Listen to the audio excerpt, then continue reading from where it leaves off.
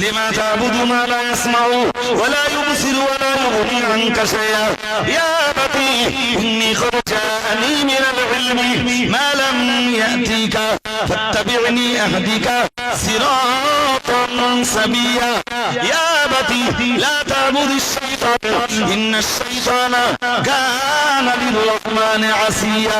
হযরত নবী ইব্রাহিম আলাইহিস সালাম আবার তার বাবার নিকট নসিহত করলেন, হে আমার শ্রদ্ধেয় পিতা, ইন্নী ক্বাদ জাআনি মিনাল ইলমি। হযরত নবী ইব্রাহিম আলাইহিস সালাম বললেন, নিশ্চয়ই আমার কাছে এসেছে আল্লাহর পক্ষ থেকে ইলম এসেছে, আল্লাহর পক্ষ থেকে মেসেজ এসেছে, আল্লাহর পক্ষ থেকে কল্যাণকর বাণী এসেছে। আল্লাহ পাক রব্বুল আলামিন মানব জাতির কল্যাণের জন্য আমার উপরে অনেক অনেক বাণী নাযিল করেছেন, যেটা আমরা কোরআনুল কারীমের অন্য আয়াত পড়ে পাই। আপনারা ভালোই জানেন, মাঝে মাঝে দেখবেন নামাজেও পড়া হয়। আল্লাহ পাক রব্বুল আলামিন জানিয়েছেন সূরাতুল আরাফ শেষের দিকে মহান আল্লাহ জানিয়েছেন, ইন্না হাযা লাফিস সুহুফিল উলা সুহুফি ইব্রাহিম ওয়া মূসা। মহান আল্লাহ জানিয়েছেন, আল্লাহ পাক রব্বুল আলামিন জানিয়েছেন, এসব বিষয়ের আলোচনা শুধু যে আমি কোরআনুল কারীমে দিয়েছি তাই না, ইন্না হাযা লাফিস সুহুফিল উলা, পূর্ববর্তীদের উপর যেসব কিতাব আমি আল্লাহ নাযিল করেছিলাম, বিগত দিনে নবী রাসূলদের উপর যেসব কথা আমি আল্লাহ নাযিল করেছি, কিতাব নাযিল করেছিলাম, তার ভিতরেও আমি আল্লাহ এই কোরআনের অনুরূপ কিছু কথাবার্তা দিয়েছিলাম। ইন্না হাযা লাফিস সুহুফিল উলা সুহুফি ইব্রাহিম ওয়া মূসা। আমি আল্লাহ পাক রব্বুল আলামিন এসব কথাবার্তা আরো দিয়ে রেখেছিলাম। ইন্না হাযা লাফিস সুহুফিল উলা সুহুফি ইব্রাহিম ওয়া মূসা। আমার মূসার উপরে যে সহিফাটা আমি নাযিল করেছিলাম, কিংবা আমার মূসার উপরে যে কিতাবটা আমি নাযিল করেছিলাম, তাতেও আমি আল্লাহ কোরআনের অনুরূপ কথাবার্তা কিছু দিয়েছিলাম। সুহুফি ইব্রাহিম ওয়া মূসা, ঠিক তাই বছর জাতির পিতা জাতির জনক হযরত ইব্রাহিম আলাইহিস সালামকে আমি আল্লাহ যে কিতাব দান করেছিলাম, সে কিতাবের ভিতরে কোরআনের অনুরূপ কিছু কথাবার্তা দিয়েছিলাম। যদিও আল্লাহ পাক হযরত নবী ইব্রাহিম আলাইহিস সালামকে যে কিতাবটা দান করেছিলেন, ওটা বড় কোনো কিতাব ছিল না। ওরে আরবিতে বলা হয় সহিফা, সহিফা বলা হয় ছোট ছোট কিতাবকে। হযরত নবী ইব্রাহিম আলাইহিস সালাম তাই তার আব্বাকে ডেকে বলছিলেন, ইদ ক্বালা লিআবিহি ইয়া আবাতি লিমা তা'বুদু মা লা ইয়াসমাউ ওয়া লা ইউবসিরু ওয়া লা ইউগনি আনকা শাইআ ইয়া আবাতি ইন্নী ক্বাদ জাআনি মিনাল ইলমি। হে আমার আব্বা, হে আমার শ্রদ্ধেয় পিতা, আমার কাছে আল্লাহর পক্ষ থেকে মেসেজ এসেছে, আল্লাহর পক্ষ থেকে বাণী নাযিল হয়েছে। হে আমার আব্বা, মা লাম ইয়াতিকা, যা আপনার কাছে অবতীর্ণ হয়নি, যা আপনার নিকটে আসেনি, ফাত্তাবি'নি আহদিকা সিরাতান সাবিয়্যা। সুতরাং যদি আপনি বাঁচতে চান এবং সহজ সরল প্রাণবন্ত রাস্তা যদি পেতে চান, তাহলে ওই সব পুতুল পূজা বন্ধ করে ফাত্তাবি'নি, আপনি আমার অনুসরণ করুন, আহদিকা সিরাতান সাবিয়্যা, আমি আপনার বেটা ইব্রাহিম আপনাকে সহজ রাস্তাটাই দেখাবো। সুবহানাল্লাযী আসরা বি'আবদিহি লাইলাম মিনাল মাসজিদিল হারাম ইলাল মাসজিদিল আকসা আল্লাযী বারাকনা হাওলাহু লিনুরিয়াহু মিন আয়াতিনা ইন্নাহু হুয়াস সামিউল বাসীর। কি চ্যাম্পিয়ন করে মহান আল্লাহ বললেন, সুবহানাল্লাযী আসরা বি'আবদিহি। মহান আল্লাহ বললেন, পবিত্রতা সেই আল্লাহ, পুণ্যময় সেই রব্বুল আলামিন, যিনি তার কোনো এক বান্দাকে, এখানে কোনো এক বান্দা বলতে মুহাম্মাদুর রাসূলুল্লাহ সাল্লাল্লাহু আলাইহি ওয়াসাল্লামকে কোন এক রাত্রিতে আসরা পরিভ্রমণ করিয়েছিলেন লাইলাম মিনাল মসজিদিল হারামে। আমরা জানো বললাম আল্লাহ কে পরিভ্রমণ করিয়েছিলেন?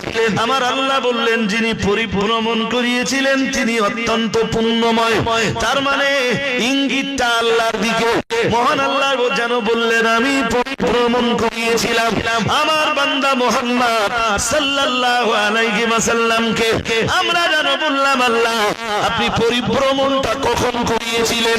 মহান আল্লাহ বললেন লাইলান, রাত্রে বেলায়। আমরা যেন আবার বললাম আল্লাহ রাত্রে বেলায় আপনার নবীকে পরিভ্রমণ করালেন, কোথা থেকে কোথায় নিয়ে গেলেন আল্লাহ? মহান আল্লাহ বললেন মিনাল মসজিদিল হারামে ইলাল মসজিদিল আকসা। মহান আল্লাহ বললেন আমার নবী মুহাম্মদুর রাসূলুল্লাহ সাল্লাল্লাহু আলাইহি ওয়াসাল্লামকে কোন এক রাত্রি বেলায় পরিভ্রমণ করিয়ে আমি মসজিদে হারাম থেকে ফিলিস্তিনের মসজিদে আকসা নিয়ে গেলাম। ও বানিয়া আন না'বুদাল আসনাম, ও রব্বুল আলামিন, আর আপনি আমাকে আর আমার বংশের পরবর্তীদেরকে পুতুল পূজা থেকে রক্ষা করুন।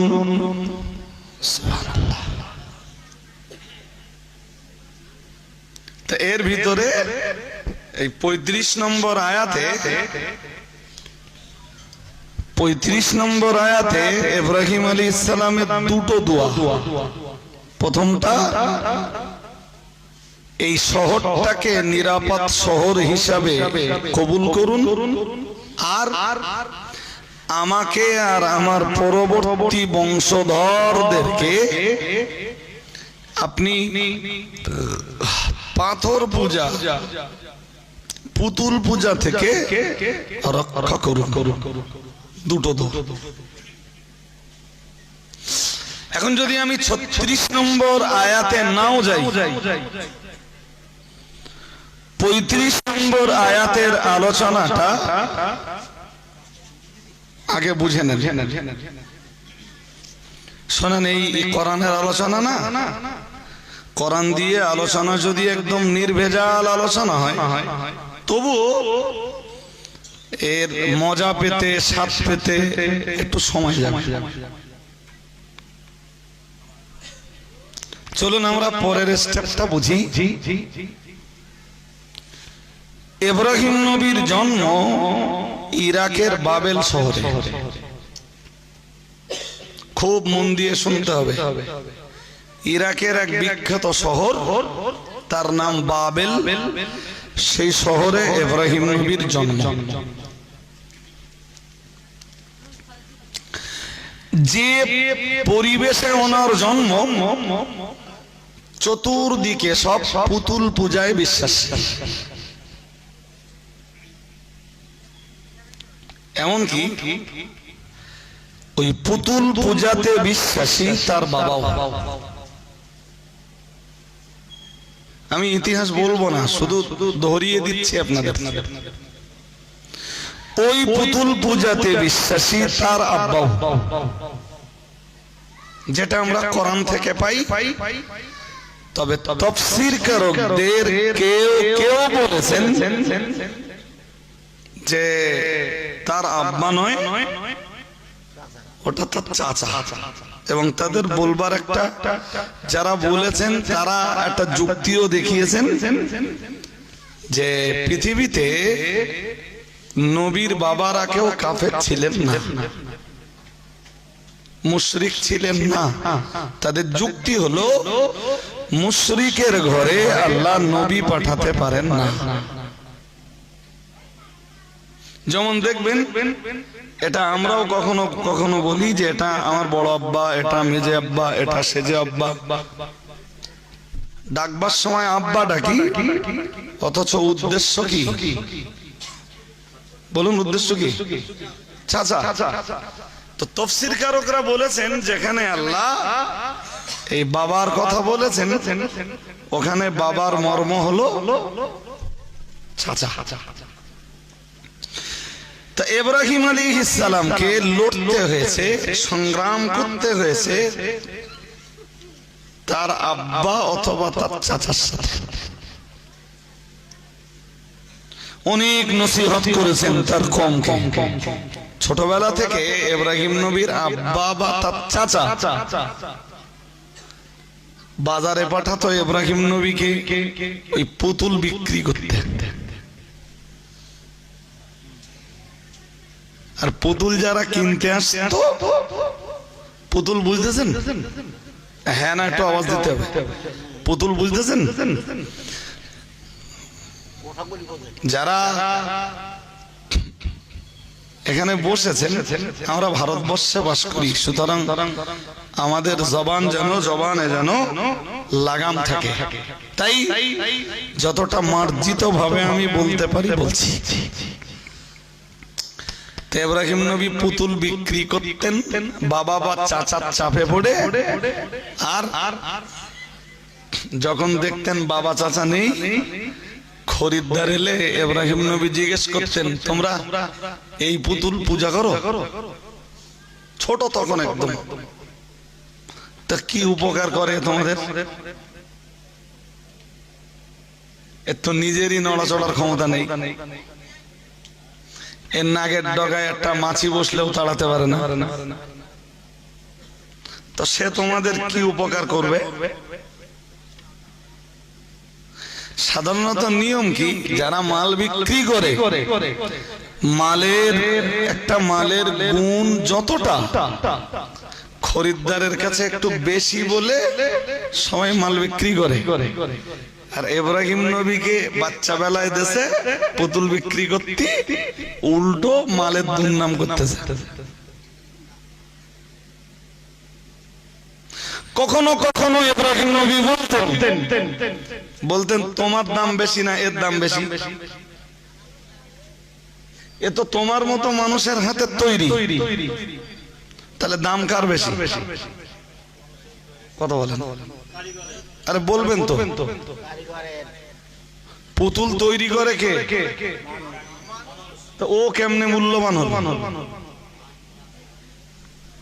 জি, কিন্তু তার কমিউনিটি পুতুল পূজায় চরম বিশ্বাসী, যে কারণে হযরত নবী ইব্রাহিম আলাইহিস সালাম চেষ্টা করেও কিছু করতে পারেননি। চেষ্টা করেছিলেন, এই যে গল্প শোনাচ্ছি না বলো, এও কোরআনে আছে। এতক্ষণ ধরে যা শুনিয়েছি এও কোরআনে আছে। কোথায় আছে? 16 পারা সূরা মারিয়াম। আমি কোরআন নিয়ে বসেছি মানে সব কথা ফার্স্ট টু লাস্ট কোরআন থেকেই বলছি ইনশাআল্লাহ। প্রয়োজনে এক একটা হাদিস ছোটখাটো করে সময় হলে বলবো, এখন শুনে নেন। সূরা মারিয়ামে আছে, আযকুরু ফিল কিতাবে ইব্রাহিম ইন্নাহু কানা সিদ্দীকান নাবিয়্যা। মহান আল্লাহ জানিয়েছেন, ও নবী আর আপনি স্মরণ করুন হযরত ইব্রাহিম আলাইহিস সালামের কথা। ইন্নাহু কানা সিদ্দীকান নাবিয়্যা, নিশ্চয়ই তিনি ছিলেন একজন সত্যবাদী নবী। আর একটু আওয়াজ দিয়ে বলেন। কখনো ইব্রাহিম নবী মিথ্যা কথা বলিনি। এই জন্য কোরআনের ভাষায় ইব্রাহিমের নাম হলো, ইব্রাহিম আলাইহিস সালামের আরেক নাম হলো সিদ্দিক। ইন্নাহু কানা সিদ্দিকান নাবিয়্যা, তিনি নবী ছিলেন আর চরম একজন সত্যবাদীও ছিলেন। এই কথাগুলো শুনলে এর ভিতর থেকে অনেক কিছু পাবেন। এর পরের আয়াত, إذ قال لأبيه يا أباتي لما تعبد ما لا يسمع ولا يبصر ولا يغني عنك شيئا। إذ قال لأبيه, হযরত নবী ইব্রাহিম আলাইহিস সালাম যখন তার আব্বাকে বলেছিলেন, হে আমার বাবা। যে বাবার ব্যাখ্যায় এক সময় বলেছিলাম চাচাও হতে পারে, সেই কথাটা এবার আসছে। ইদ ক্বালা লিআবিহি, যখন ইব্রাহিম আলাইহিস সালাম তার আব্বাকে বলেছিলেন, ইয়া আবাতি, হে আমার প্রিয় পিতা, হে আমার শ্রদ্ধেয় বাবা। এখান থেকে একটা কথা শিখবার, সেটা হলো ইব্রাহিম নবীর আব্বা যদি ধরে নেন কাফেরও, অথবা যদি ধরেন যে চাচা কাফেরও, তবু ইব্রাহিম নবী চাচার সঙ্গে কথা বলার সময় শব্দ চয়ন করতেন, হে আমার শ্রদ্ধেয় পিতা, অথবা হে আমার শ্রদ্ধেয় চাচা। সুবহানাল্লাহ। আর একটু মন খুলে বলুন, যেখানে আজকের সমাজের ছেলেদের ভদ্রতা সভ্যতা বলে আর কিছু নেই। বাবার সাথে কি আচরণ করতে হয়, চাচার সাথে কি আচরণ করতে হয়, কোন ধরনের বাক্য চয়ন করতে হয়, কথা বলতে গেলে আমাদের ঘরের ছেলেরা সেটাও বোঝে না। বোঝে না মিন্স কি বলবো, অনেক ছেলে আছে বোঝে করে না। ইব্রাহিম নবীর আব্বা বা চাচা কাফের, এরপরেও তাদেরকে বলছেন, ইয়া আবা, হে আমার শ্রদ্ধেয় পিতা অথবা চাচা। এরপরই বললেন, লিমা তা'বুদু মা লা ইয়াসমাউ ওয়া লা ইউবসিরু ওয়া লা ইউগনি আনকা শাইআ, হে আমার চাচা, আপনি কেন তাদের উপাসনা করেন, কেন তাদের ইবাদত করেন? মা লা ইয়াসমাউ, যারা শুনতে পায় না। শুনতে পায়? কথা বলেন না, পায় না। ওয়া লা ইউবসিরু, দেখতে পায় না। দেখে না। ওয়ালা ইউগনি আনকা শাইআ, যে আপনার কোনো উপকার করতে। কি বলছিলাম বলেন তো, মনে আছে? ইব্রাহিম আলাইহিস সালাম তার আব্বাকে বলছিলেন, মনে আছে নাকি? কি বলছিলেন? হে আমার শ্রদ্ধেয় বাবা, লিমা তা'বুদু, আপনি কেন পূজা করেন? মা লা ইয়াসমাউ, जो দেখতে পায় না, जो শুনতে পায় না, ওয়ালা ইউবসিরু, जो দেখতে পায় না, ওয়ালা ইউগনি আনকা শাইআ, जो আপনার কোনো উপকার করতে আবার আপনার কোনো ক্ষতিও করতে পারে না। লিমা তা'বুদু মা লা ইয়াসমাউ ওয়ালা ইউবসিরু ওয়ালা ইউগনি আনকা শাইআ, ইয়া আবাতি ইন্নী কদ জাআনি মিনাল ইলমি মা লাম ইয়াতিকা ফাত্তাবি'নি আহদিকা সিরাতান সাবিয়্যা, ইয়া আবাতি লা তা'বুদিশ শাইতান ইন্নাশ শাইতানা কানা লির-রাহমানি আসিয়া। হযরত নবী ইব্রাহিম আলাইহিস সালাম আবার তার বাবার নিকট নসিহত করলেন, হে আমার শ্রদ্ধেয় পিতা, ইন্নী কদ জাআনি মিনাল ইলমি। হযরত নবী ইব্রাহিম আলাইহিস সালাম বললেন, নিশ্চয়ই আমার কাছে এসেছে, আল্লাহর পক্ষ থেকে ইলম এসেছে, আল্লাহর পক্ষ থেকে মেসেজ এসেছে, আল্লাহর পক্ষ থেকে কল্যাণকর বাণী এসেছে।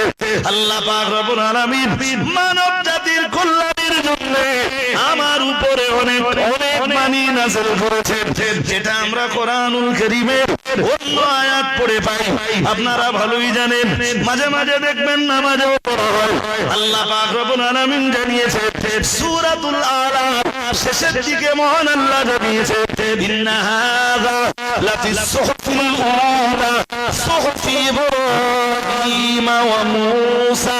মহান আল্লাহ জানিয়েছেন, আল্লাহ পাক রব্বুল আলামিন জানিয়েছে, এসব বিষয়ের আলোচনা শুধু যে আমি কোরআনুল কারীমে দিয়েছি তাই না, ইন্না হাযা লাফিস সুহুফিল উলা, পূর্ববর্তীদের উপরে যেসব কিতাব আমি আল্লাহ নাযিল করেছিলাম, বিগত দিনে নবী রাসূলদের উপরে যেসব কথা আমি আল্লাহ নাযিল করেছি, কিতাব নাযিল করেছিলাম, তার ভিতরেও আমি আল্লাহ এই কোরআনের অনুরূপ কিছু কথাবার্তা দিয়েছিলাম। ইন্না হাযা লাফিস সুহুফিল উলা সুহুফি ইব্রাহিম ওয়া মূসা। আমি আল্লাহ পাক রব্বুল আলামিন এসব কথাবার্তা আরো দিয়ে রেখেছিলাম। ইন্না হাযা লাফিস সুহুফিল উলা সুহুফি ইব্রাহিম ওয়া মূসা, আমার মূসার উপরে যে সহিফাটা আমি নাযিল করেছিলাম, কিংবা আমার মূসার উপরে যে কিতাবটা আমি নাযিল করেছিলাম, তাতেও আমি আল্লাহ কোরআনের অনুরূপ কথাবার্তা কিছু দিয়েছিলাম। ও সুহুফি ইব্রাহিম ওয়া মূসা, ঠিক তাই বলছো, জাতির পিতা জাতির জনক হযরত ইব্রাহিম আলাইহিস সালামকে আমি আল্লাহ যে কিতাব দান করেছিলাম, সে কিতাবের ভিতরে কোরআনের অনুরূপ কিছু কথাবার্তা দিয়েছিলাম।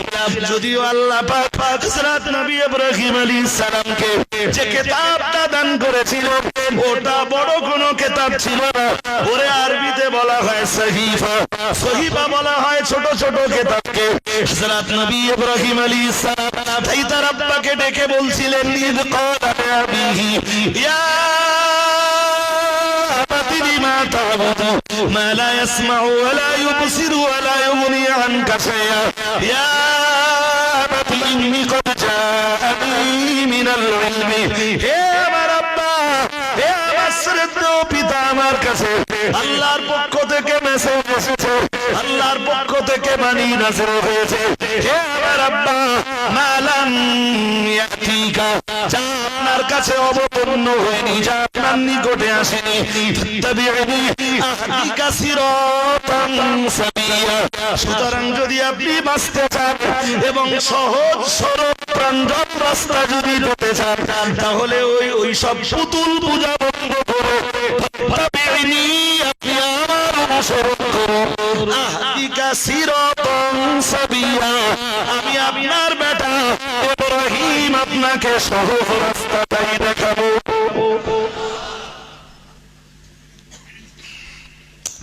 হাজিরিন মজলিস, মনে রাখুন, ঠিক পরের আয়াতে হযরত নবী ইব্রাহিম আলাইহিস সালাম আবার বললেন, ইয়া আবাতি লা তা'বুদিস শাইতান। হে আমার বাবা, আর আমার আপনার জন্য শেষ নসিহত, লা তা'বুদিস শাইতান, আপনি যেন এইসব শয়তানের পূজা অর্চনা করবেন না।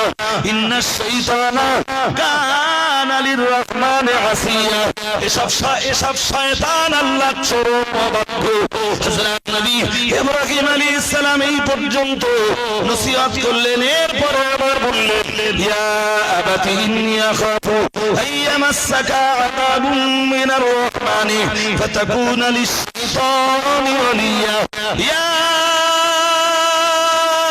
আবাতি ইন্নী আখাফু আইয়ামাসসাকা আযাবুম মিনার রহমান।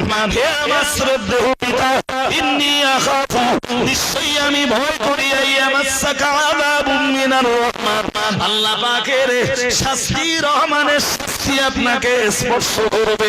ফাতাকুনা লিশ-শাইতানি ওয়ালিয়া, আমার দেখানো রাস্তা যদি আপনি না চলেন, আমার কাছে যে ইলম নাযিল হয়েছে, আল্লাহ আমার উপরে যে কিতাবটা নাযিল করেছে, এই কিতাব অনুযায়ী যদি আপনি আপনার জীবনটাকে গড়ে না তোলেন, আইয়ামাসসাকা আযাবুম মিনার রহমান, ইন্নী আখাফু আইয়ামাসসাকা আযাবুম মিনার রহমান, রহমানের শাস্তি আপনাকে স্পর্শ করতে পারে, স্পর্শ করতে পারে, আমি বড় ভয় পাচ্ছি।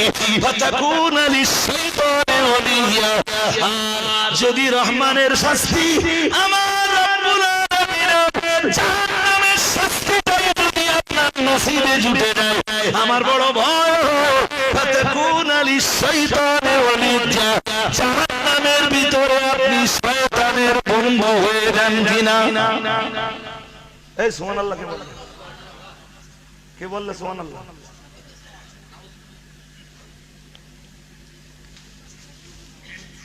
এই আপনাদের বুঝতে অসুবিধা হচ্ছে নাকি? হ্যাঁ, একদম প্লেন কোরআন পড়ে পড়ে বলছি, শুধু কোরআন পড়ে বলছি, বিস্তার ব্যাখ্যা করলে ওই কটা আয়াতের তাফসীর করা শেষ হবে না। জি, কন্ডিশনটা কি দাঁড়াচ্ছে দেখেন। এই পর্যন্ত বলে ইব্রাহিম নবীর নসিহত টোটাল শেষ। তার বাবার জন্য, একদম খাস ভাবে তার বাবা অথবা তার চাচার জন্য এই পর্যন্ত নসিহত করে ইব্রাহিম নবী রুখে গেলেন। এ কেরে কেরে মানে ওই দুটোর আলাদা করে দেন, একদম আলাদা করে দেন।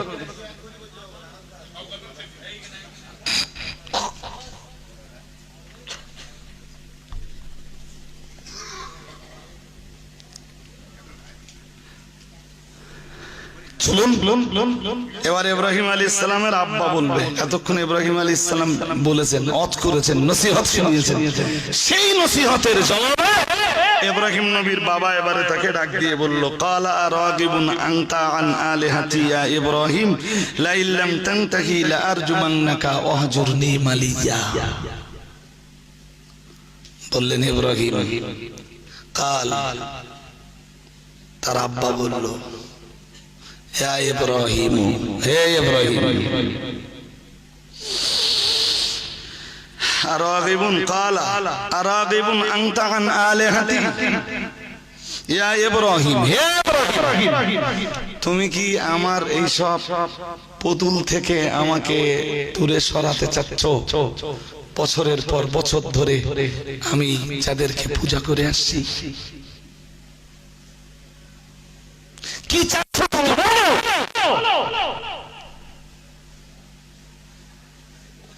আমার এই পুতুলের প্রতি যে ভালোবাসা, এই ভালোবাসা থেকে দূরে সরাতে চাচ্ছ? শিক্ষার এত অগ্রগতি হয়েছে, এডুকেশন এত এগিয়েছে, এখনো মানুষের এইটুকু সচেতনতা, জি এইটুকু সাবধানতার জাগরণ ঘটেনি যে এই পাথরের পুতুলগুলো আমার কোনো উপকার করতে, ক্ষতিও করতে পারে না। এইটুকু বোধ বুদ্ধি মানুষের হয়নি বলেই তো মসজিদের জায়গায় মন্দির।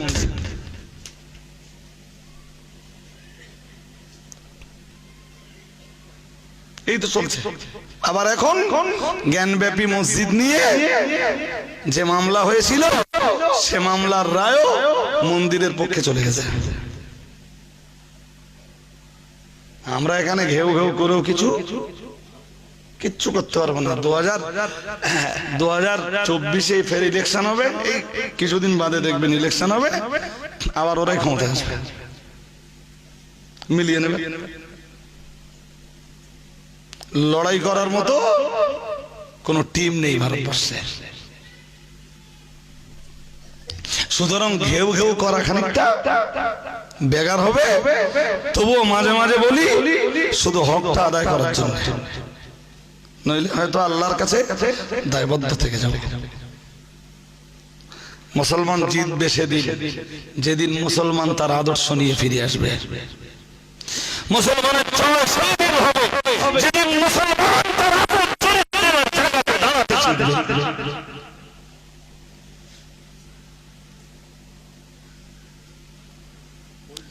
ইব্রাহিম আলাইহিস সালামের বাবা বলল, কালা আরাগিবুন আনতা আন আলিহাতি আন আলিহাতি ইয়া ইব্রাহিম। ইব্রাহিম, এতদিন ধরে ওদের পূজা করে আসতেছি, তুমি এখন এসে ওদের থেকে আমার দূরে সরাতে চাচ্ছ? তোমার মতো বেটার দরকার নেই। কি ধমকি দিলে জানেন? কোরআন কি বলছে জানেন?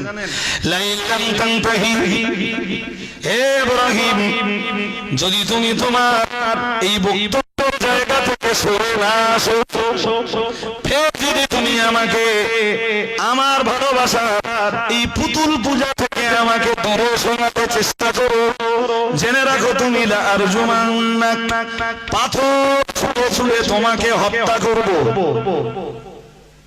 বলুন নাউজুবিল্লাহ। একটু জোর করে বলেন, জানো আমি তোমার পাথর মেরে মেরে ফেলবো।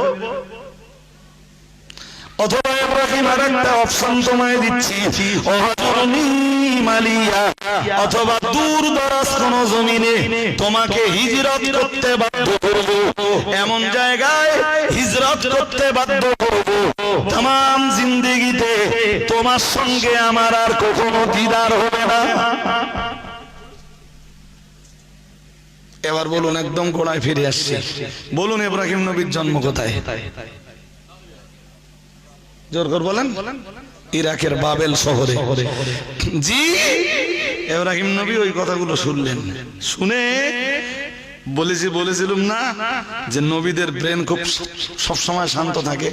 নবীদের ব্রেন গরম হলে তো কাজ করতে পারবে না। মুসা নবী এত গরম, তো মুসা নবীর মতো গরম নবী তো পৃথিবীতে আর আল্লাহ দ্বিতীয় কাউকে পাঠায়নি।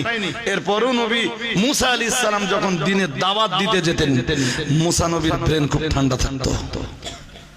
সুবহানাল্লাহ। আরেকটু মন খুলে বলুন, যারা দাঈ ইলাল্লাহ হয় না, ওরা একবার মাথা গরম করে ফেললে দাঈ ইলাল্লাহর কাজ করতে পারবে না। বলেন ইব্রাহিম সাবধান। ইব্রাহিম নবী বুঝে গেলেন যে আন হবে না আমার। আল্লাহকে ডাক দিলেন, বলেন আল্লাহ করি কি? আল্লাহ বললেন হিজরত করো।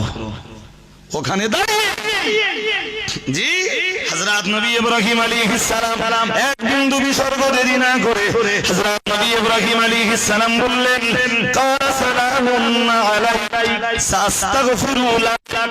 সাস্তাগফিরু লাকা রাব্বি ইন্নাহু কানা বি হাফিয়া। হযরত নবী ইব্রাহিম আলাইহিস সালাম বললেন, বিদায় বাবা, সালাম সালামুন আলাইক,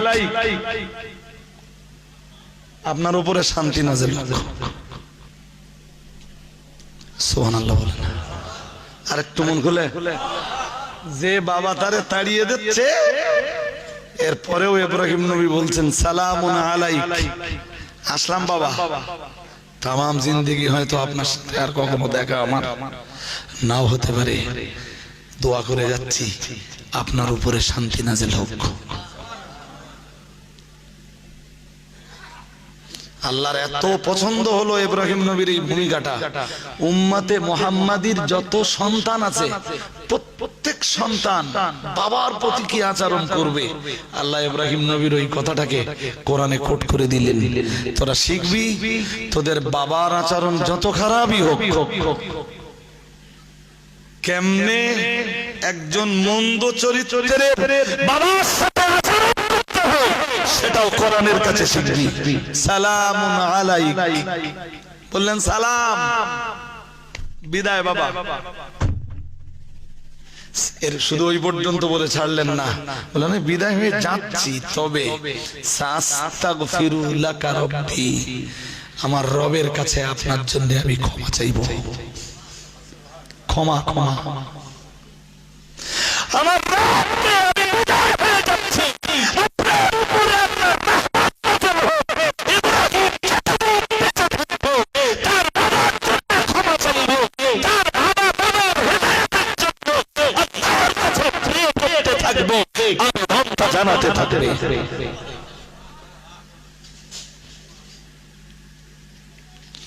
এই জন্য বাবা যত খারাপই হোক কবি দুরাচার নয়, কোরআন ওইটা শিক্ষা দেয়। চোখের পানি ফেলতে ফেলতে ইব্রাহিম নবী বেরিয়ে পড়লেন একা একা। কোথায়? ইরাকের বাবেল। আল্লাহর হুকুমে চলে গেলেন ফিলিস্তিনের মাটিতে। কোথায়? জোর করে বলেন না, বলেন কোথায়? সে উফ, ফিলিস্তিন পৃথিবীর এমন একটা জায়গা, এর চেয়ে বেশি নবী আল্লাহ কোন দেশে পাঠিয়েছেন আমার জানা নেই। ফিলিস্তিনের মাটিতে পৃথিবীর যত নবী পদধূলি করেছে, সেকেন্ড কোন কান্ট্রি আছে আমার জানা নেই। আপনি যদি বলেন সৌদি, আমি বলবো হ্যাঁ, সৌদিতে এমন একজন নবীর পদধূলি পড়েছে, তিনি মুহাম্মদুর রাসূলুল্লাহ সাল্লাল্লাহু আলাইহি ওয়াসাল্লাম। তিনি সাইয়্যিদুল আম্বিয়া, তিনি ইমামুল মুত্তাকিন, তিনি সাইয়্যিদুল মুরসালিন, তিনি শাফিউল মুযনিবিন, তিনি রাহমাতুল লিল আলামিন। তামাম পৃথিবীর উপরে আর নাই, আর মুহাম্মদুর রাসূলুল্লাহ আর নাই। মুহাম্মদুর রাসূলুল্লাহ সাল্লাল্লাহু আলাইহি ওয়াসাল্লামের পাল্লা ভারী। বাট এইটা যদি দেখা হয় যে কোন দেশের মাটিতে সবচেয়ে বেশি নবীদের পদধূলি পড়েছে, তাহলে অ্যানসার করতে হবে, বলুন ফিলিস্তিন। আজকের ইহুদিরা যেটা দখল করে আছে ও তো ভূমিটা অ্যাকচুয়াল ফিলিস্তিনের। আপনাদের না, আমি ফিলিস্তিন নিয়ে আজকে কথা বলার অবকাশ পাবো না। বললে সেই সূরা ইব্রাহিমের 35 নম্বর আয়াত পড়ে রেখেছিলাম, ওখানে আমি আর কাম ব্যাক করতে পারবো না। ওই যে ইব্রাহিম নবী দুটো দোয়া করেছিলেন না, প্রথম বলেছিলেন আল্লাহ আপনি এই ভূমিটাকে পবিত্র ভূমিতে পরিণত করুন, বলেছিলেন না? মনে আছে নাকি? মনে আছে? ওই জায়গাটায় আমি আর কখনোই ফিরতে পারবো না যদি ফিলিস্তিন নিয়ে শুধু আলোচনা করি।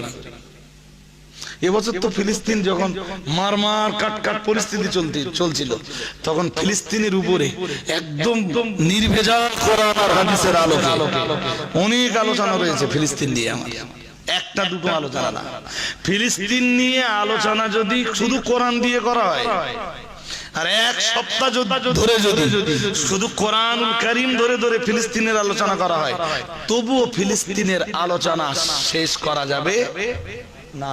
তার কারণ হলো ফিলিস্তিন পৃথিবীর মুসলিমদের জন্য এমন এক ভূমি যে ভূমির সঙ্গে জড়িয়ে রয়েছে যুগে যুগে ইসলামের বহু ঐতিহ্য। পৃথিবীর হাজার হাজার ওই ফিলিস্তিনের মাটিতে। কোরআন বলছে না, সূরা বানী ইসরাঈলের প্রথম আয়াতেই কোরআন বলছে, কি বলছে? সুবহানাল্লাযী ইয়াসরা বি'আবদিহি লাইলাম মিনাল মাসজিদিল হারাম ইলাল মাসজিদিল আকসাল্লাযী বারাকনা হাওলাহু লিনুরিয়াহু মিন আয়াতিনা ইন্নাহু হুয়াস সামিউল বাসীর। কি চ্যাম্পিয়ন করে মহান আল্লাহ বললেন সুবহানাল্লাযী আসরা বিআবদিহি।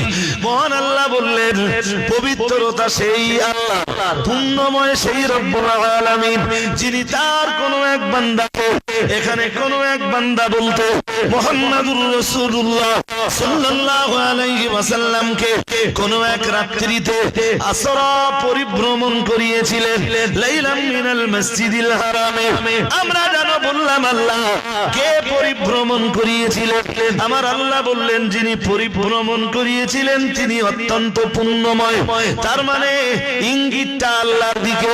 মহান আল্লাহ যেন বললেন আমি পরিভ্রমণ করিয়েছিলাম আমার বান্দা মুহাম্মদ সাল্লাল্লাহু আলাইহি ওয়াসাল্লামকে। আমরা যেন বললাম আল্লাহ আপনি পরিভ্রমণটা কখন করিয়েছিলেন? মহান আল্লাহ বললেন লাইলান, রাত্রে বেলায়। আমরা যেন আবার বললাম আল্লাহ রাত্রে বেলায় আপনার নবীকে পরিভ্রমণ করালেন, কোথা থেকে কোথায় নিয়ে গেলেন আল্লাহ? মহান আল্লাহ বললেন মিনাল মসজিদিল হারাম ইলাল মসজিদিল আকসা। মহান আল্লাহ বললেন আমার নবী মুহাম্মাদুর রাসূলুল্লাহ সাল্লাল্লাহু আলাইহি ওয়াসাল্লামকে কোন এক রাত্রি বেলায় পরিভ্রমণ করিয়ে আমি মসজিদে হারাম থেকে ফিলিস্তিনের মসজিদে আকসা নিয়ে গেলাম। আরেকটু মন খুলে বলেন, মসজিদে আকসা কোথায়? ও ফিলিস্তিনে। নবী যাচ্ছেন মেরাজে, মেরাজে যাওয়ার রাতেই সব নবীরা বাইতুল মুকাদ্দাস মসজিদে আকসায় নামাজ পড়েছেন, সালাত আদায় করেছেন। আমাদের নবীর আজ 51 বছর বয়স, বিশ্ব নবীর এখনো ওই মসজিদে নামাজ পড়ার সুযোগ আসেনি। আর মক্কা থেকে ফিলিস্তিন বহু দূর, ওই জন্য ওর নাম হয়েছে মসজিদুল আকসা। হাজিরিন মজলিস মনে রাখো, আল্লাহ পাক রব্বুল আলামিন বললেন তাই রব্বুল আলামিন আল্লাহ তার প্রিয় হাবিব মুহাম্মদুর রাসূলুল্লাহ সাল্লাল্লাহু আলাইহি ওয়াসাল্লামকে মসজিদে হারাম থেকে, তার মানে কাবা থেকে নিয়ে গেলেন ফিলিস্তিনের বাইতুল মুকাদ্দাস। আমরা জানো বললাম আল্লাহ বাইতুল মুকাদ্দাস কেন এত গুরুত্বপূর্ণ? মহান আল্লাহ বললেন আল্লাযী বারাকনা। মহান আল্লাহ বললেন ওই বাইতুল মুকাদ্দাস যে ভূমিতে রয়েছে ওই ভূমির চতুর্দিকে আমি অনেক বরকত নাযিল করেছি। আর একটু মন খুলে বলেন কোথায় বরকত নাযিল করেছেন? ও চতুর্দিকে প্রচুর পরিমাণ বরকত আল্লাহ শুধু মুফাসসিররা বরকতের যা ব্যাখ্যা দিয়েছেন, কোন মজলিসে যে বাইতুল মুকাদ্দাস আর বাইতুল মুকাদ্দাসের চতুর্দিকে আল্লাহ কি কি বরকত নাযিল করেছেন, এইগুলো যদি ব্যাখ্যা করা হয় আর এক মজলিসে অজ হয়ে যাবে। আমার উদ্দেশ্য তা না।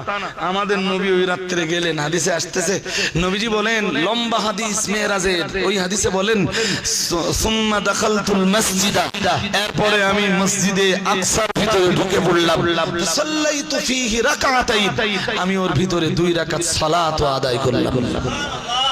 আরেকটু মন খুলে আল্লাহু আকবার। নবীর মেরাজ এখনো শুরু হয়নি, এবার মেরাজ শুরু হবে। ওই মসজিদে 2 রাকাত নামাজ পড়ে বার হবার পরে ফিলিস্তিনের মাটি থেকে রাসূলের মেরাজ শুরু হলো। কোন মুসলমান এইটা যেন না ভাবে যে নবীর মেরাজ শুরু হয়েছে মক্কা থেকে, সৌদি থেকে, আরব দুনিয়া থেকে। না, নবীর মেরাজ মক্কা থেকে শুরু হয়নি, আরব থেকে শুরু হয়নি, নবী মেরাজে যাচ্ছেন ফিলিস্তিন থেকে। আরেকটু মন খুলে বলতে পারেন না? মেরাজ মানে ঊর্ধ্বগমন। মেরাজের বাংলা সিঁড়ি, সিঁড়ি দিয়ে উপরে ওঠা হয়, ওই জন্য ওর মানে হলো ঊর্ধ্বগমন। নবী উপরের দিকে উঠতেছেন মক্কা থেকে না ফিলিস্তিন থেকে? হ্যাঁ, তো নবীর মেরাজটাও আখিরি নবীর আল্লাহর সঙ্গে দিদার হবে, সেই সফরটাও শুরু হচ্ছে নবীর কোথা থেকে? এই জন্য ফিলিস্তিনের মাটি এত বরকতময়। ওখানে দাউদ নবী বাদশাহিত্ব করেছেন, সুবহানাল্লাহ বলে না? ওই সেই ফিলিস্তিনের মাটি যেখানে দাউদ নবী রাজত্ব করেছে, ওই সেই ফিলিস্তিনের মাটি যেখানে দুনিয়া জুড়ে বাদশা হযরত সুলাইমান আলাইহিস সালাম নিজের রাজ্য পরিচালনা করেছেন। ইউনূস আলাইহিস সালামের মাছের পেটে থাকতে হয়েছিল না? যে নদীর ধারে মাছ ইউনূস আলাইহিস সালামকে উগরে দিয়েছিল, সেটাও ছিল ফিলিস্তিনের সমুদ্রের একটা কিনারা। ইব্রাহিম আলাইহিস সালামের মাজার ওই ফিলিস্তিনে, ইসমাঈল আলাইহিস সালামের মাজার, হযরত ইসহাক আলাইহিস সালামের মাজার ওই ফিলিস্তিনে। ইসমাঈল আলাইহিস সালামের মাজার কেউ কেউ বলেছেন, অনেকেই বলেছেন হাতিমে কাবার তলায়। কাবার যে হাতিম আছে, ভগ্ন অংশটা আছে, আরে বাবা কাবার উত্তর সাইডে যে এরকম বেঁকা করে যে জায়গাটা তীর মতন খোলা জায়গা, ওটাও আসলে কাবার অংশ। ওর ভিতরে নামাজ পড়া আর কাবার ভিতরে যে নামাজ পড়া দুটো সমান। ওই হাতিমের তলায় আম্মা হাজার আর হযরত ইসমাঈল আলাইহিস সালামের কবর। বাট ইসহাক আলাইহিস সালামের কবর ওই ফিলিস্তিনে। ইহুদিরা যখন ব্যাপক মার মারলো, বিশেষ ইহুদিদেরকে যখন ব্যাপক মার মারলো হিটলার, 60 লক্ষ ইহুদিকে মেরে ফেললো। অল্প কিছু ইহুদিকে হিটলার ছেড়ে দিল। হিটলারকে জিজ্ঞেস করা হয়েছিল যে এতটা মারলে আর এই কটা ছেড়ে দিলে? হিটলার বলেছিল এই কটাও মেরে দিতে পারতাম, বাট এই কটারে যদি ছেড়ে না দেই পরবর্তী প্রজন্ম হিটলারকে রক্ত পিপাসু বলবে। পরবর্তী প্রজন্মের কাছে হিটলারের ব্যাপারে ব্যাড মেসেজ যাবে, মন্দ বার্তা যাবে, হিটলারের নামে খারাপ কথা বলবে যে হিটলার 60 লক্ষ ইহুদি মেরেছে। এই মালকটারে ছেড়ে দিয়ে রেখে যাচ্ছি, এদেরকে দেখলি পরবর্তী প্রজন্ম বুঝতে পারবে যে হিটলার কেন ইহুদিদের মেরেছিল। কথা ক্লিয়ার? ইতিহাস পড়ে দেখুন, আপনি গুগলে সার্চ দেন, এক্ষুনি পেয়ে যাবে। আমি যা বলছি তেমনটাই পেয়ে যাবেন। জি, তো পরবর্তী প্রজন্ম বুঝতে পেরেছে যে হিটলার কেন এই গোটারে ছেড়ে দিল। আরে বাবা, পৃথিবীতে ওদের স্থায়ী কোনো ভূমি কোনো কালেই ছিল না, কোনো যুগেই ছিল না। হিটলার মারার পরে শুধু হিটলারে না, সারা পৃথিবীতে তখন ইহুদিরা মার খাচ্ছিল। কেউ ওদের কোনো দেশে ওদের জায়গা নেই, ঠাঁই নেই। পৃথিবীর যে দেশে ওরা যায় সে দেশে ওরা মার খায়। মুসলমানরা তো একটু বেশি দরদি। ফিলিস্তিন দয়া করে ওর জায়গা দেয়। ফিলিস্তিনে তখন ইহুদি বাস করতো 2%, তারা খুব নিরাপত্তা পাচ্ছিল, অনলি 2%। ফিলিস্তিন বললো পৃথিবীর ইহুদিদেরকে আমরা জায়গা দেব, ডেকে নিলে তাম পৃথিবীর ইহুদিদেরকে, চলে এলো ইহুদিরা ফিলিস্তিনে, ওরা বসবাস শুরু করলো। 1920 সালের পর থেকে ওদের ভিতরের এক জাগরণ তৈরি হলো, আমাদের আলাদা রাষ্ট্র চাই, এবং মুসলমানদের উপরে ওরা উল্টো অ্যাটাক শুরু করলো। ছিল 2%, ওরা হয়ে গেল 30%। আর পৃথিবীতে ইহুদিদের না ব্রেন বিরাট, ব্রেন যে আমাদের নেই তা না, আমাদের ব্রেন আছে, বাট আমাদের সেই ব্রেন তো আমরা কাজে লাগাই, আমাদের ব্রেন অন্য অন্য কাজে লাগতেছে। ওদের 12-13 বছরের ছেলেরা পারমাণবিক বোমা বানাতে পারে, আমাদের ঘরের 12-13 বছরের ছেলেরা যখন ফ্রি ফায়ার আর পাবজি খেলে, ওদের ঘরের 12-13 বছরের ছেলেরা তখন পৃথিবীর একটা কান্ট্রি যে দেশের কোনো সামরিক বাহিনী নেই, কোনো সোলজার নেই, ঠিক ঠিক ঠিক ঠিক প্রতিপক্ষে ইসরায়েল এমন একটা কান্ট্রি যে দেশের সব নাগরিককেই, নারী হোক পুরুষ হোক সবাইকে সামরিক ট্রেনিং দিতে হয়। ছেলে হলে 30 মাস, কত, মেয়ে হলে 24 মাস, প্রত্যেককে যুদ্ধের ট্রেনিং দিতে হবে। পৃথিবীর একমাত্র কান্ট্রি যা तमाम নাগরিককে যুদ্ধ করার ট্রেনিং দিতে হবে। আবার উল্টো দিকে যদি দেখেন, ফিলিস্তিনের এখন কোন সেনাবাহিনী নেই। যদি বলেন হামাস, হামাস তো একটা গোষ্ঠী যারা ফিলিস্তিনের স্বাধীনতা দাবি করে। আমার দেশকে যখন ইংরেজরা শাসন করত, তখন আমার দেশের তো সেনাবাহিনী ছিল না, সেনাবাহিনী সব কার? কথা বলে না। তো ফিলিস্তিনের কন্ডিশন তাই, ওরা শক্তিশালী হলো 1948 সালে, এরপরে ওরা রাষ্ট্রের দাবি জানালো 1948 সালে রাষ্ট্রসংঘে ওদের দাবি মান্যতা পেল, হয়ে গেল ইসরায়েল। নাম কি? ইসরায়েল নামটা কোত্থেকে হলো জানেন? ইয়াকুব আলাইহিস সালামের না, ইব্রাহিম আলাইহিস সালামের একটা নাম, ইব্রাহিম আলাইহিস সালামের বেটা ইসহাক, ইসহাক আলাইহিস সালামের বেটা ইয়াকুব, ইয়াকুব আলাইহিস সালামের বেটা ইউসুফ, আর ইয়াকুব আলাইহিস সালামের আরেকটা নাম হলো ইসরাঈল। নাম কি বলুন? ইসরাঈল। ইয়াকুব আলাইহিস সালামের 12 বেটা, কয় বেটা? জোর করে বলেন না। ইউসুফ আলাইহিস সালামকে কুয়ায় ফেলার দিন যে ভাইটা, কেন চেয়ার কি বলছিলাম, মাথা থেকে আউট হয়ে গেছে। ইউসুফ আলাইহিস সালামকে কুয়ায় ফেলার দিন যে ভাইটা ইউসুফ আলাইহিস সালামের প্রতি সবচাইতে বেশি অত্যাচার করেছিল, বেশি মেরেছিল, সবচেয়ে বেশি শত্রুতা করেছিল কুয়ায় ফেলার দিন, সেই ভাইটার নাম ছিল ইয়াহুদা। নাম কি? ইয়াহুদা। পৃথিবীতে ইয়াহুদার পরবর্তী প্রজন্ম যারা, তারাই হলো ইহুদি। এটা হলো ইহুদিদের সূচনা, এখান থেকে শুরু ইহুদি জাতি। কথা শুনছেন নাকি? কোথা থেকে শুরু? ইউসুফ আলাইহিস সালামের ওই ভাইটা থেকে, যে খুব মেরেছিল। ওই জন্য ইহুদিরা, ওরা কত নবীরে মেরেছে, তাই মায়া হয়নি। তো মুসলমান মারবে আর দয়া মায়া হয়? হাজিরিনে মজলিস শুনে রাখুন, হযরত নবী ইয়াকুব আলাইহিস সালামের বলেছি আরেকটা নাম ছিল, আরেকটা নাম হলো ইসরাঈল। আর হযরত ইয়াকুব আলাইহিস সালামের বংশধরদেরকে পরবর্তীতে বলা হয় বনি ইসরাঈল। নাম কি? ওনার বংশধরদেরকে বলে বনি তা ইহুদি তো আসতেছে হযরত ইয়াকুব আলাইহিস সালাম থেকে, হ্যাঁ না বলেন, ইয়াকুব আলাইহিস সালাম থেকে আসতেছে তো। ওই জন্য ইহুদিরা যেই রাষ্ট্র পেল ওরা সেই রাষ্ট্রটার নাম দিলে ইসরাঈল। কি নাম দিলে? হ্যাঁ, ওরা যখন ইংরেজিতে লিখতে গেল ওইটা হয়ে গেল ইসরাইল।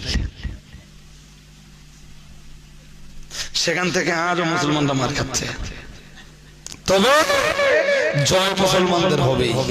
কিভাবে হবে সেই ইতিহাস আমি বলতে বসিনি। ইব্রাহিম আলাইহিস সালাম ছিলেন কোথায়? বাবেলে। ভুলে গেছেন? এলেন কোথায়? ফিলিস্তিনে। কোথায় এলেন? ফিলিস্তিনে।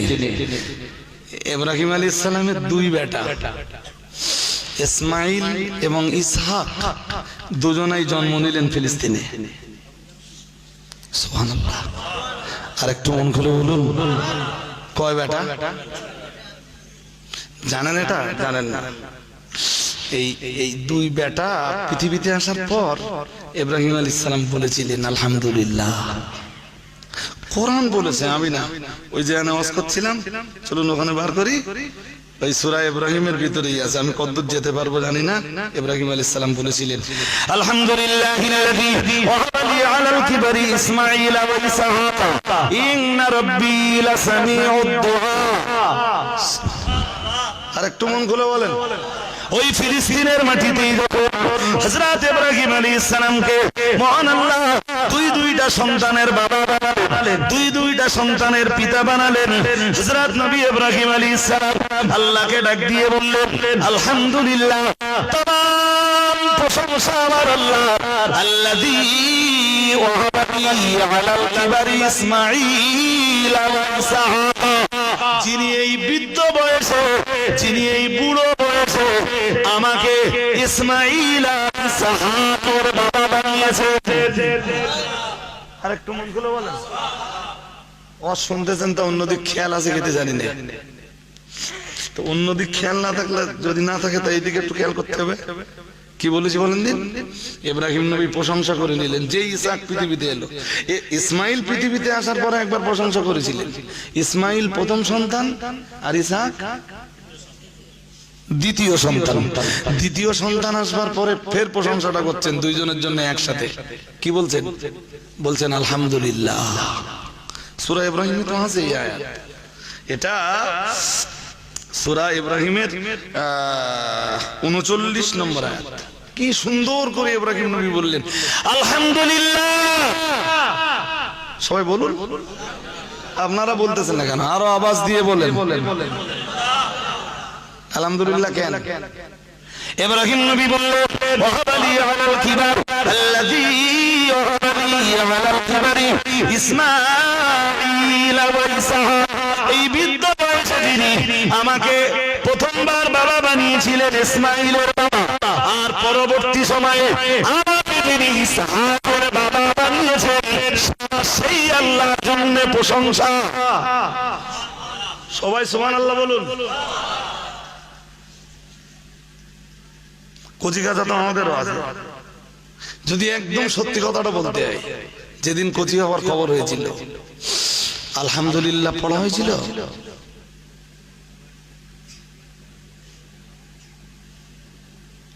এমনি আলহামদুলিল্লাহ মাঝে মাঝে পড়ি, বাট আল্লাহ আমাকে একটা সন্তানের বাবা বানিয়েছেন।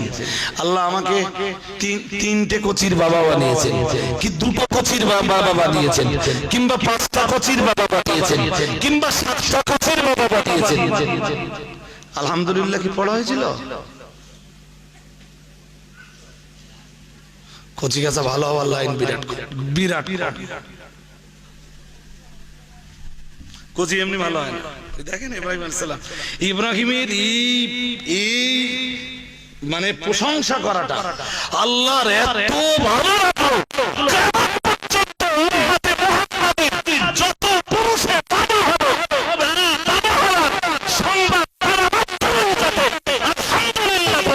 ইব্রাহিম নবীর কথাটা আল্লাহ কোরআনের ভিতরে কোট করে দিলেন। আর একটু মন করে বলুন।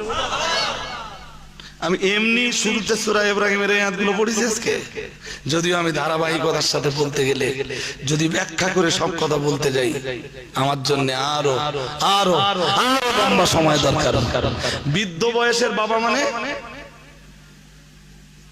ইব্রাহিম নবী তাফসীরকাররা লিখেছেন প্রথমবার যখন ইসমাইলের বাবা হচ্ছেন মা হাজার আলাইহিস সালামের গর্ভ থেকে ইসমাইল যখন পৃথিবীতে আসছেন হযরত ইব্রাহিম আলাইহিস সালামের বয়স তখন 99। সুবহানাল্লাহ। কত জোর করে বলেন কত? সত্যি সত্যি কি বাবা হওয়ার মতো বয়স আর ইব্রাহিম নবীর আছে? বাবা বানাচ্ছেন কে? আল্লাহু আকবার। সবাই বলুন, আরো আওয়াজ তুলে বলুন আল্লাহু আকবার। আরো মন প্রাণ দিয়ে যিনি সৃষ্টি করেছেন সেই আল্লাহকে ডাকুন, বলুন আল্লাহু আকবার। প্রথমবার বাবা হচ্ছেন 99, সেকেন্ড টাইম যখন উনি বাবা হচ্ছেন ইসহাক নবী যখন আম্মা জান হযরত সারার গর্ভ থেকে আসছেন ইব্রাহিম নবীর বয়স তখন 112 112 বছর। কত ক্ষমতা সব কার? একটা সন্তানের জন্য ইব্রাহিম নবী কত কেঁদেছিলেন, বলেছিলেন আল্লাহ আমার পরবর্তী বংশধর কারা হবে যদি আমার সন্তান না হয়। খুব কেঁদেছিলেন, বলেছিলেন আমি তো তোমার দাওয়াতের কাজ করছি, আমার এতেকারের পরে কে আমার দেখে নেওয়া দ্বীনের দাওয়াতের কাজ করবে আল্লাহ। আমার অসম্পূর্ণ কাজটা কে পৃথিবীতে আমার রাস্তার ভিতর থেকে সম্পন্ন করবে আল্লাহ। আমি আমার সন্তানের কাছে কিছু চাইব না, শুধু একটাই দাবি তোমার শাহিদার বারে আমাকে সন্তানের বাবা বানিয়ে ওই সন্তানকে তোমার দ্বীনের খেদমতের জন্য কবুল করো। বলুন 99 বছরে যদি প্রথম কচি হয়, কচির প্রতি মায়া দয়া কি কম হবে? হ্যাঁ না বলতে হবে? কি দুর্বল হয়ে যাচ্ছেন নাকি? অস্ত আমি ছেড়ে দেবো এবার, আর অস করলে হবে না, অনেকক্ষণ করে বলেছি। জি মায়া দয়া কম হয়। আর কিছুদিন কেটে যাবার পরই আল্লাহ বললেন ইব্রাহিম এখানে আর তোমার আপাতত এক্ষুনি তোমার স্ত্রী আর ইসমাইলকে নিয়ে ইসমাইলের মা হাজারকে নিয়ে এখান থেকে মক্কায় চলে যাও। কোথা? মক্কা তখন মক্কা ছিল না, মক্কা তখন বাক্কা। মক্কা তখন আমাদের নবী পৃথিবীতে আসার পরে তো বাক্কা মক্কা হয়ে গেল। বাক্কা শহরের বাঁ উড়িয়ে দে, নবীর নামের প্রথম অক্ষর মিম ওইটা জুড়ে দেওয়া হলো, ছিল বাক্কা, হয়ে গেল মক্কা। আর একটু মন খুলে বলুন, নইলে শহর তো বাক্কা ছিল, কোরআনও তাই বলেছে ইন্না ফারাবাইতু লিন-নাসি লাল্লাযী বিবাক্কাতা মুবারাকান ওয়া হুদাল লিল আলামিন ফীহি আয়াতুন বায়িনাতুন মাকামু ইব্রাহিম ওয়া মান দাখালাহু কানা আমিনা ওয়া লিল্লাহি আলান নাসি হিজ্জুল বাইতি মান ইসতাতা ইলাইহি সাবিলা। বলুন আল্লাহু আকবার। কি চ্যাম্পিয়ন করে মহান আল্লাহ মক্কা শহরটাকে বাক্কা শহর বলে কোরআনে ঘোষণা দিলেন, কিন্তু এই বাক্কা শহরটাই মুহাম্মদুর রাসূলুল্লাহ সাল্লাল্লাহু আলাইহি ওয়াসাল্লাম পৃথিবীতে আসবার পরে আমাদের নবীর নামের প্রথম অক্ষরটা ওই বাক্কা শহরের বাপ দিয়ে ওখানে মিম লাগিয়ে দেওয়া হলো, ছিল বাক্কা হয়ে গেল মক্কা। মিমে মুহাম্মদ, মিম দিয়েই মক্কা। আর একটু মন খুলে বলেন, ছিল তো বাক্কা, আল্লাহ বললেন যাও বাক্কায় রেখে এসো। তুমি ওখানে থাকতে পারবে না, এমনকি যেই দিন যাবে ওই দিনই তোমার কামব্যাক করতে হবে। হুকুম কার? কোথায়? ইব্রাহিম আলাইহিস সালাম কোথায়? কোথায় ফিলিস্তিন, কোথায় মক্কা। হাজারকে বললেন হাজার কুচকে লাও, আম্মা হাজার কুচকে নিলেন। একবারও জিজ্ঞেস করলেন না কোথায় যাবেন, কোথায় বার হচ্ছেন, কোথায় যাচ্ছি, কোনো কথা না। ইব্রাহিম নবী বলেছেন গুছিয়ে নাও, গুছিয়ে দিয়েছেন। ইসমাইলকে সঙ্গে নাও, আর মা মানে সঙ্গে তো নেবেই, ইসমাইলকে সঙ্গে নিলেন। চলো চলতে শুরু করলেন, চলতে চলতে চলতে চলতে এট এ টাইমে ইব্রাহিম আলাইহিস সালাম বাক্কা শহরে পৌঁছে গেলেন। কাবার তখন অস্তিত্ব নেই, অস্তিত্ব নেই মানে নূহ নবীর প্লাবনের পরে ওই যে কাবা পড়ে গিয়েছিল, এখনো কাবার দেওয়াল গাঁথা হয়নি। এবার রাস্তা তৈরি হচ্ছে, ফিলিস্তিন থেকে চলে যাও। ইব্রাহিম আলাইহিস সালাম চলে এলেন। যখন আম্মা হাজারের কাছে অল্প একটু পানি আর মাত্র কটা খেজুর, কতগুলো খেজুর দিয়ে যখন ইব্রাহিম আলাইহিস সালাম বলছিলেন, হাজার তুমি আর ইসমাইল এখানে থাকো, আমি এলাম। আম্মা হাজার শুধু কথাটা শুনলেন, শুনে বললেন, আমার আল্লাহু বিহাস, আল্লাহর হুকুম এটা? কাল নাম। ইব্রাহিম আলাইহিস সালাম বললেন, হ্যাঁ এটা আল্লাহর হুকুম। বললেন, আল্লাহর হুকুম, আল্লাহ যাতে রাজি, আল্লাহর বন্ধু যাতে রাজি, আমি আল্লাহর বান্দি হাজার ইসমাইলের মাও তাতে রাজি হয়ে গেলাম। চলে যান।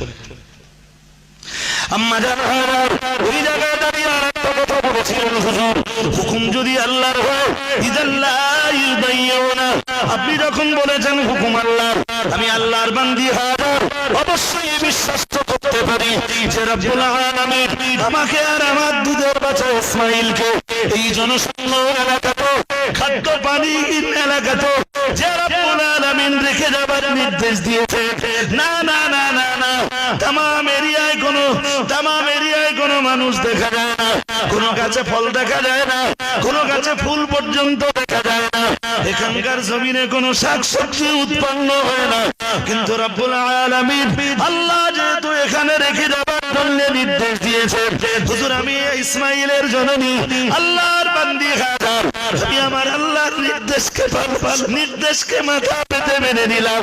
আমার তো আমার আল্লাহর নির্দেশ হেমায়েত করার মতো কোনো অধিকার নেই। যান আপনি চলে যান, তবে আমি হাজার আপনাকে অবশ্যই একটা কথা বলে দিতে পারি, হুজুর আমার রব্বুল আলামিন আল্লাহর উপরে ভরসা করে আমি হাজার, আমি ইসমাইলের জননী একটা কথা আপনাকে বলে দিতে পারি, হুজুর আপনার সান্ত্বনা হিসেবে আপনার একটা কথা শোনাতে পারি যে রব্বুল আলামিন আল্লাহ পাক আমাকে আর আমার দুধের বাচ্চা ইসমাইলকে এই জনশূন্য মরুভূমিতে রেখে যাবার নির্দেশ দিয়েছে। খাদ্যহীন, পানিহীন, শাক সবজিহীন মরুভূমিতে রেখে যাবার নির্দেশ দিয়েছে। আমি আল্লাহর বান্দি হাজার বিশ্বাস করি অবশ্যই আমাদের হেফাজতের দায়িত্বটাও তার কুদরতি কবজায়। চলে যান।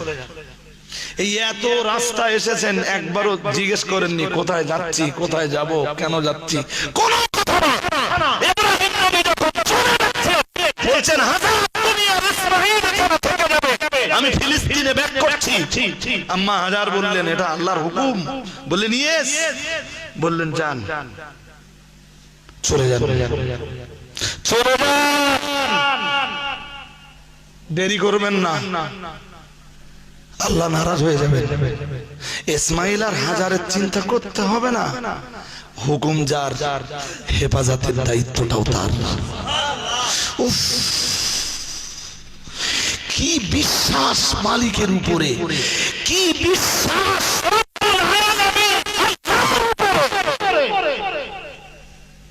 মনে আছে শুরুতে যে আয়াত পড়েছিল, মনে আছে? এবার ওই আয়াত কাজে লাগবে। ইব্রাহিম নবী দোয়া করছিলেন না, আল্লাহ এই শহরটাকে আপনি নিরাপদ শহরে পরিণত করুন, বলছিলেন? হ্যাঁ না বলেন? মনে পড়ে? ইব্রাহিম নবী ওই মক্কার হেরেমের ভিতরে তখন দাঁড়িয়ে, হেরেমের এরিয়া অনেক লম্বা, অনেক অনেক লম্বা এরিয়া। আজ আমি হেরেমের ব্যাখ্যা দিতে বসিনি। ইব্রাহিম নবী তখন হারামের ভিতরে ওখানে দাঁড়িয়ে দোয়া করছেন। ওই দিকার ইব্রাহিম রব্বি জাল হাদাল বালাদা আমিনা, ও রব্বুল আলামিন। চলতে চলতে চলতে চলতে আমি তো প্রায় পবিত্র সেই ঘরের কাছে চলে এসেছি যে ঘরের ব্যাপারে আপনি বলেছেন ইন্না আব্বালা বাইতু উদিয়া লিন-নাসি লাল্লাযী বিবাক্কাতা মুবারাকান ওয়া হুদান লিল আলামিন। রাব্বুল আলামিন, আমি তো কাবা ঘরের নিকটে চলে এসেছি, আমি তো বাইতুল্লাহর কাছাকাছি জায়গায় চলে এসেছি, আমি তো বাইতুল মুহাররমের কাছে চলে এসেছি। রাব্বুল আলামিন, হযরত নবী ইব্রাহিম আলাইহিস সালাম আল্লাহর কাছে দোয়া দাবি জানাবেন। তবে দাবি জানানোর আগে আমি আরো দুটো কথা বলে নেই মিয়া। হযরত নবী ইব্রাহিম আলাইহিস সালাম ফিলিস্তিনের দিকে রওনা দিলেন, এক বিন্দু বিসর্গ দেরি করলেন না। পাহাড়ের একটা টার্নিং পার হলেন, পাহাড়ের একটা টার্নিং পার হবার পরে এমন এক জায়গায় পৌঁছে গেলেন, পিছনের দিকে তাকালেও ইসমাইলকে দেখা যাবে না, আম্মা জান হাজারকেও দেখা যাবে না।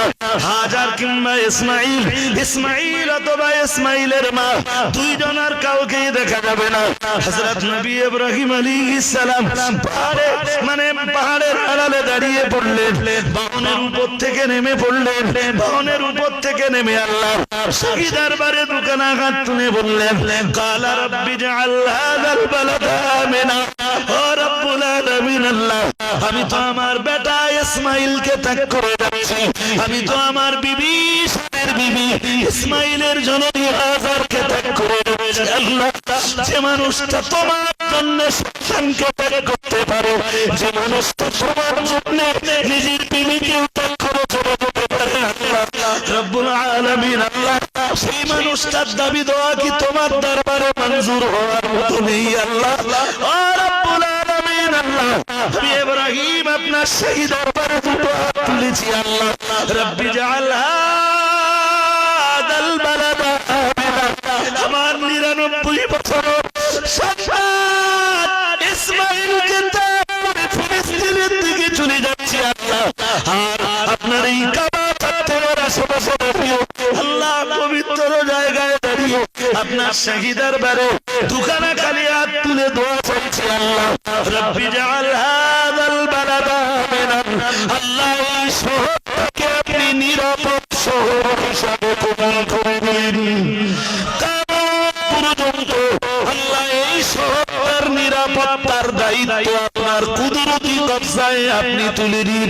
সেদিন নবী ইব্রাহিম আলাইহিস সালাম কাঁদতে কাঁদতে যে দোয়াটা করেছিলেন, আল্লাহ পাক রব্বুল আলামিন সেই দরবারে ওই দোয়াটা কবুল হয়ে গেল। আল্লাহ পাকের নবী ইব্রাহিম আলাইহিস সালাম আবার দোয়া করলেন, ও রব্বুল আলামিন, আল্লাহ ওজনুবনি ওয়া বানি জান্নাবুদাল আসলাম। রব্বুল আলামিন, যে দেশের মাটিতে, যে ইরাকের মাটিতে আমি জন্ম নিলাম, ওই দেশের মাটিতে আমি দ্বীনি দাওয়াতের কাজ করতে পারিনি। আল্লাহ রব্বুল আলামিন, ওরা সবাই তো পুতুল পূজায় বিশ্বাসী। আল্লাহ, তাই আপনার শাহী দরবারে আমার করুণ মিনতি, আল্লাহ আপনি আমাকে আর কিয়ামত পর্যন্ত আমার বংশ যারাই আসবে, আল্লাহ ওদের সকলকে আপনি এই পুতুল পূজা থেকে রক্ষা করুন। যদি মনে হয় যে এর ভিতরে শিক্ষা নেওয়ার মতো কিছু আছে, তাহলে শিক্ষা নিয়ে একটু ভাবুন যে আপনার বংশের মানুষের জন্য, আপনার পরবর্তী জেনারেশন যারা পৃথিবীতে আসবে তাদের জন্য আপনি হাত তুলে কদিন দোয়া চেয়েছেন। যদি মনে হয় যে শিক্ষা নেওয়ার মতো কিছু আছে,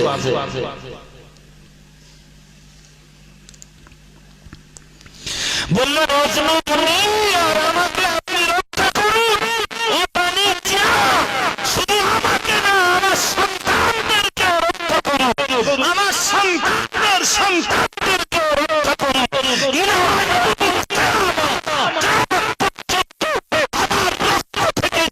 পৃথিবীতে আসবে ওদের সবাইকে আপনি পুতুল পূজা থেকে রক্ষা করুন। আল্লাহ ইব্রাহিম যেখানে দাঁড়িয়ে দোয়া করছে, জায়গাটা পবিত্র জায়গা, দোয়া কবুলের জায়গা। আমার কথা কি বুঝতে অসুবিধা হচ্ছে? কোথার থেকে কোথায় এলাম এবার বুঝতেছেন? এই জন্য বলি যে কোরআনের এক আয়াত বুঝবার জন্য অনেক সময় যাবে, জি বাকিটা তো ইতিহাস। এরপরে আর একটা আয়াত রয়েছে, ওই আয়াতটার পরপরই সেই আয়াতটা বলতে গেলে আমার অনেক সময় চলে যাবে, আমি সময় লস করব না। চলুন যেটা দরকার ঠিক ঠিক ঠিক। এরপরে 37 নম্বর আয়াত সূরা ইব্রাহিমের, আমি 36 নম্বর আয়াতটা কেটে বলছি, মানে সময় নেই মতো। জি 37 নম্বর আয়াত। ইব্রাহিম নবী তখন ওখানে দাঁড়িয়ে আছেন, দাঁড়িয়ে এবার দোয়া করছেন। এতক্ষণ যা দোয়া করেছেন, ইসমাইল আর হাজারকে রেখে যাচ্ছেন, তাদের নিরাপত্তার জন্য তো কোনো দোয়া করেননি। প্রথম বললেন এই শহরটা নিরাপদ করুন, মানে এই শহর যদি নিরাপদ হয়, ইব্রাহিমের এই দোয়া যদি কবুল হয়, তাহলে ইসমাইলও নিরাপত্তা পাবে। বলুন বলুন, উফ কতটা বুদ্ধিমত্তার অধিকারী ইব্রাহিম নবী। এখনো একবারও বললেন না আমার হাজারকে, আমার হাজার আর আমার ইসমাইলকে আপনি হেফাজত করুন। বলেন আল্লাহ শহরটাতে আপনি নিরাপত্তা দান করুন, আর কিয়ামত পর্যন্ত এইটাকে নিরাপদ শহরে হিসাবে কবুল করে নেন, আর কিয়ামত পর্যন্ত মক্কা শহর নিরাপদ শহরই থাকবে। এই যে কোরআন বলতেছে না, কোরআনে আছে না, লা উকসিমু বিহাদাল বালাদ ওয়া আনতা হুল্লুম বিহাদাল বালাদ ওয়া ওয়ালিদি ওয়া মা ওয়ালাদ লাকাদ খালাকনাল ইনসানা ফি কাবাদ। অন্য আয়াতে মহান আল্লাহ জানিয়েছেন, অন্য সূরায় মহান আল্লাহ জানিয়েছেন ওয়াত্তিন ওয়াসসাইতুন ওয়া তুরি সিনিন ওয়া হাযাল বালাদিল আমিন। ইব্রাহিম নবী দোয়া করলেন, আর আল্লাহ পাকের সেই দরবারে ইব্রাহিম নবীর আবেদনটা কবুল হয়ে গেল। আরেকটু মন খুলে বলেন,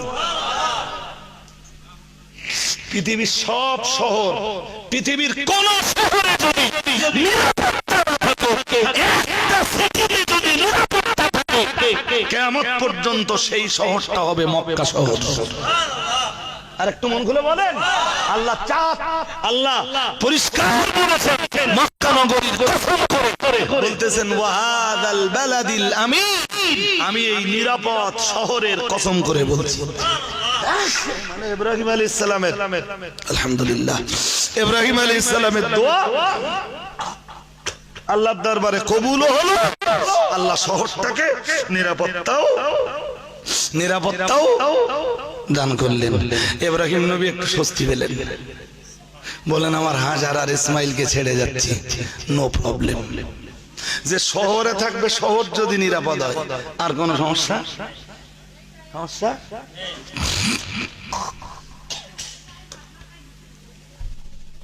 আল্লাহু আকবার। এই এমন এমন লোক হজে গিয়ে হারিয়ে যায়, যার ব্যাপারে মনে হয় যে ফিরে আসতে পারবে না। সবাই চিন্তিত রুমের, আল্লাহু আকবার, রুমে ফিরে এসে দেখছে ওরা আসার আগে ওরা ওদের খুঁজে টুজে আসতেছে। এ কিছু জানে না, বোঝে না, শুধু এর কাছে বিল্ডিং নম্বরটা আছে, বিল্ডিং এর নামটা আছে, এইটা যে কোনো ট্যাক্সির ড্রাইভারকে দেখিয়েছে। এ জোহরের নামাজ পড়ে বাড়ি এসে খেয়ে দিয়ে ঘরে শুয়ে আছে, ওরা খুঁজদি এসা পাইয়ে দিয়েছে, এসা পড়ে এসার নামাজ পড়ে তাও খুঁজতেছে, পাওয়া যাচ্ছে না, খুঁজেই যাচ্ছে। জি অন্তত ফোনটা খোল, ফোনও খোলে না। ফোনও কত বড় গোমলা যে আমি হারিয়ে গেছি, অন্তত ফোনটা খুলি, ওরা ফোন করে খোঁজ নিতে পারবে না। জি তাও না, এরা এসে দেখে দুপুরের খাবার খেয়েছে, রাত্রির খাবার খেয়ে ঘরে আরাম ফরমাচ্ছে। ভাবতেই পারিনি যে এত গোমলায় ফিরতে পারে। ওয়াহাদাল বালাদিল আমিন। চলুন এই লাস্ট আয়াত, মানে অত সময় আর নেব না, 4-5 মিনিটে এই আয়াতটা পড়ে, এই আয়াতের একটা উদ্দেশ্য আছে, এই যে সেই উদ্দেশ্য জায়গাটায় আমার যেতে হবে। উদ্দেশ্যটা কি? এবার ইব্রাহিম আলাইহিস সালাম বেটা ইসমাইল আর ইসমাইলের মা হাজারের জন্য দোয়া করার মনস্থ করেছেন। আল্লাহ পাকের শাহী দরবারে হযরত নবী ইব্রাহিম আলাইহিস সালাম হাত তিনি তুলে রেখেছেন। এবারে আল্লাহর নবী ইব্রাহিম আলাইহিস সালাম আল্লাহরে ডাক দিয়ে বললেন, আল্লাহ রব্বানা ইন্নী আসকানতু মিন যুররিয়্যাতি বিওয়াদিন গায়রি যি যারইন ইনদা বাইতিকাল মুহাররাম রব্বানা লিয়ুকিমু يقيموا الصلاة فاجعل أفئدة من الناس تهوي إليهم وارزقهم من الثمرات لعلهم يشكرون আল্লাহ পাকের নবী হযরত ইব্রাহিম আলাইহিস সালাম এবারে আল্লাহর শাহী দরবারে হাত তুলে বললেন, ও রব্বুল আলামিন, 98টা বছর বয়স পর্যন্ত আমি একটা সন্তানের জন্য আবেদন করছিলাম। আল্লাহ আমার জীবনে 98 বছর পর্যন্ত চাইছিলাম, আল্লাহ আপনি আমার একটা সন্তান দেন। আল্লাহ সন্তান আপনি দিয়েছেন, আমার বয়স তখন 99 বছর। রব্বুল আলামিন, কোথায় ফিলিস্তিন আর কোথায় মক্কা? আল্লাহ আমার দুধের বেটা 99 বছরের সন্তান ইসমাইল আর ইসমাইলের মাকে এমন একটা জায়গাতে রেখে যাচ্ছি আল্লাহ, যেখানকার গাছগুলোতে কোনো ফল হয় না, যেখানে তীব্র পিপাসা লাগলে পিপাসা নিবারণের কোনো পানির সন্ধান পাওয়া যায় না, যেখানে যেখানকার মাটিতে কোনো শাকসবজি উৎপন্ন হয় না। রব্বুল আলামিন, জনমানব শূন্য, খাবার শূন্য, পানি শূন্য একটা জায়গায় আমার 99 বছরের বেটা ইসমাইল আর ইসমাইলের জননীকে আমি রেখে যাচ্ছি, শুধু হুকুম আপনার। রব্বুল আলামিন, কিছুই নেই আশেপাশে, কিন্তু এটা আমি ইব্রাহিম তো জানি আল্লাহ তোমার কাবাটা খুবই কাছাকাছি, ইনদা বাইতিকাল মুহাররাম। রব্বানা ইন্নী আসকানতু মিন যুররিয়্যাতি বিওয়াদিন গায়রি যী যারইন ইনদা বাইতিকাল মুহাররাম। আমার দুধের বাচ্চা ইসমাইল আর ইসমাইলের মাকে এমন এক জায়গায় রেখে যাচ্ছি যার আশেপাশে রয়েছে তোমার কাবা, তোমার বাইতুল মুহাররাম।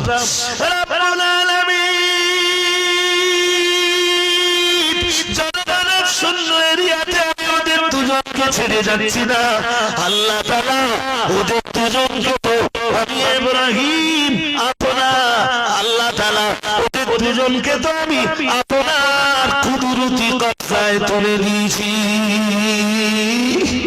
আল্লাহ ওদেরকে আপনি হেফাজত করুন। হযরত ইব্রাহিম আলাইহিস সালামের দোয়া এখনো শেষ হয়নি। ইব্রাহিম নবী তখন টপ টপ টপ টপ করে পানি গড়িয়ে পড়ছিল। ইব্রাহিম নবী আবারও দোয়া চাইছিলেন, রব্বানা লিয়ুকিমুস সালাতা। রব্বুল আলামিন, আমার ইসমাইল আমার ইসমাইলের জননী হাগার এই দুজনকে এখানে রেখে যাচ্ছে আল্লাহ, আমি ফিলিস্তিনে চলে যাচ্ছি মাবুদ, আপনার শাহী দরবারের করুণ মিনতি। আল্লাহ, এই যে ভূমিতে যে মাটিতে ওদেরকে রেখে যাচ্ছে আল্লাহ, আমার ওদের দুইজনকে এখানে ছেড়ে যাওয়ার একটাই উদ্দেশ্য, রব্বানা লিয়ুকিমুস সালাতা। আল্লাহ তাআলা, ওরা মার বেটা, বেটার মা, এই দুইজন মিলে এই ভূমিতে একদিন সালাত প্রতিষ্ঠা করবে। বলেন আমি চলে গেলাম, আমার এই দোয়াটা যেন কবুল হয়। আমার ইসমাইলের মতো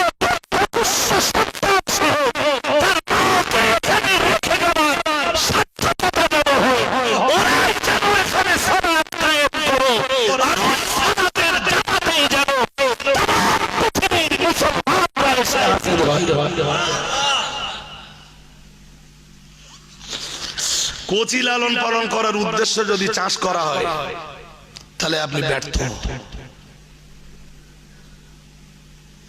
খুব সোজা সাপটা করে বলছি, কচি লালন পালন করার যদি উদ্দেশ্য হয় ব্যবসা বিজনেস সামলানো, আপনি ব্যর্থ, আপনি সফল বা আপনি বিফল। আমি দায়িত্ব নিয়ে বলছি।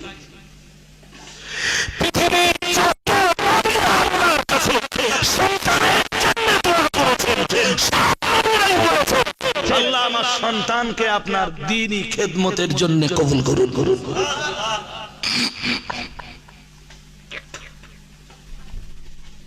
ইব্রাহিম নবী কোনদিন ভাবেননি যে আমি যেদিন বুড়ো হয়ে যাব সেদিন ইসমাইল আমার দুটো খাবার দেবে। খাবার দেওয়ার দায়িত্ব সন্তানের নয়, বলুন দায়িত্ব কার?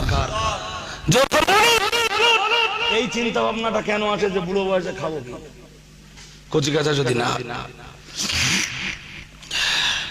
রেখে যাচ্ছে, কবে আল্লাহর হুকুম হবে ইব্রাহিম জানেন না, ইব্রাহিম নবী জানেন না। মাঝখানে পড়ে বলে নিলেন রব্বানা লিয়ুকিমুস সালাতা, আল্লাহ ওদের রেখে যাচ্ছি, ওরা মা আর বেটা মিলে ওরাই যেন সালাত কায়েম করতে পারে, আর ওই সালাতেই যেন তাম পৃথিবীর মুসলমানরা এসে হাজির হয়। আজকের এই যে 20 লক্ষ 30 লক্ষ লোক এক জামাতে কাবায় নামাজ পড়ছে, ইব্রাহিম নবী ত্যাগের ফসল। সবাই সুবহানাল্লাহ বলেননি তো? কিসের ফসল? ওই ত্যাগের ফসল। ইসমাইল আর হাজারকে ওখানে রেখে না গেলে মক্কার কাবা চত্বরে বসতি গড়ে উঠবে না, ওরা ওখানে সালাত কায়েম করতে পারবে না। ওই রেখে চলে গেলেন। ইব্রাহিম নবী যখন এলেন আম্মা হাজার ইসমাইলের সঙ্গে সাক্ষাৎ করতে, আল্লাহ ততক্ষণে ইসমাইলকে জবা করার ফরমান দিলেন। বললেন ইসমাইলের গলায় ছুরি চালাও। আম্মা হাজারের কাছে এসে বললেন কেমন আছো জিজ্ঞেস, সালাম কালাম করার পরে জিজ্ঞেস করলেন কেমন আছো দুজন? খুব ভালো আছি আলহামদুলিল্লাহ। বলেন না, বছর 7 পরে যদি এসে স্বামী একবার খোঁজ নেয়,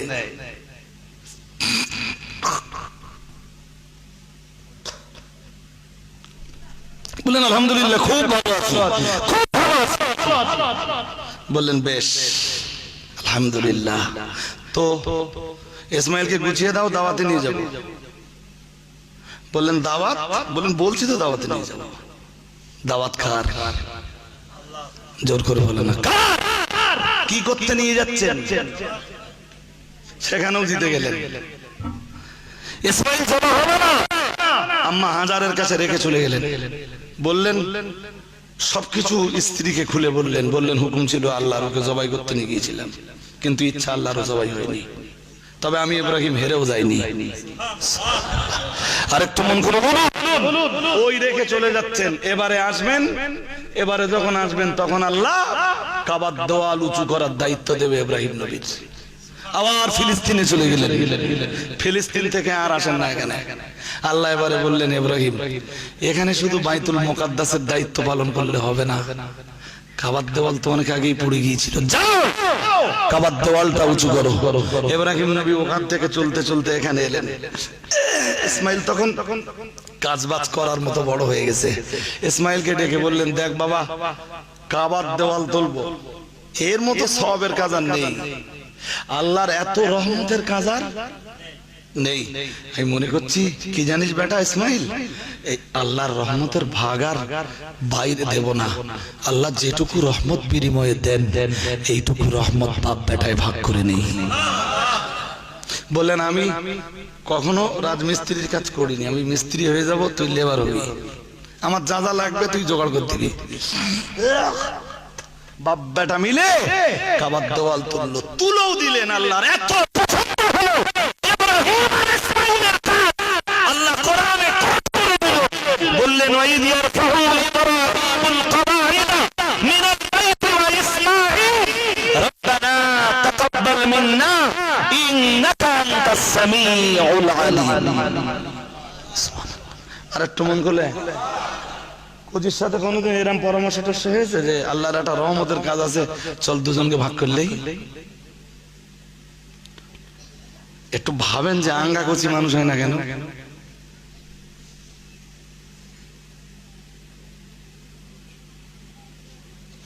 একদম আজকের এই এতটা মানুষকে সামনে নিয়ে বলছি, আল্লাহর জালাল ইজ্জতের কথা করে বলছি, কচিকে যদি ইসলাম না দিতে হাজার চেষ্টা করেও কচি মানুষ করতে পারবেন? পারবেন? দ্যাটস ইম্পসিবল, অসম্ভব।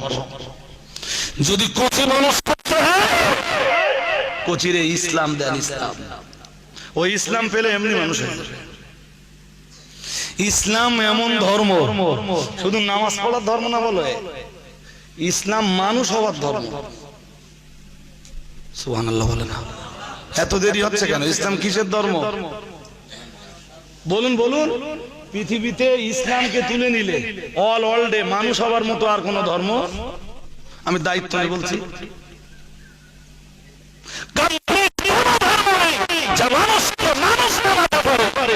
একমাত্র ধর্মের নাম। এজন্য কোরআন বলেছে ইন্নাদ-দীন ইনদাল্লাহ ইসলাম। আর একটু মন খুলে বলুন, আল্লাহর কাছে পছন্দনীয় ধর্মের নাম হলো কি নাম? কি নাম? ইসলাম দেবেন না ও ডাক্তার হবে, এরপরও অমানুষ হবে। ইসলাম দেবেন না মাস্টার হবে, এরপরও জানোয়ার হবে। ইসলাম দেবেন না ও কলেজের প্রফেসর হবে, এরপরও মাঝে মাঝে মদের বোতল খুঁজে বেড়াবে। ইসলাম দেবেন না ও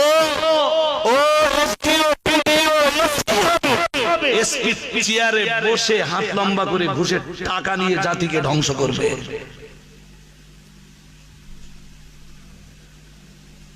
শুনছেন নাকি?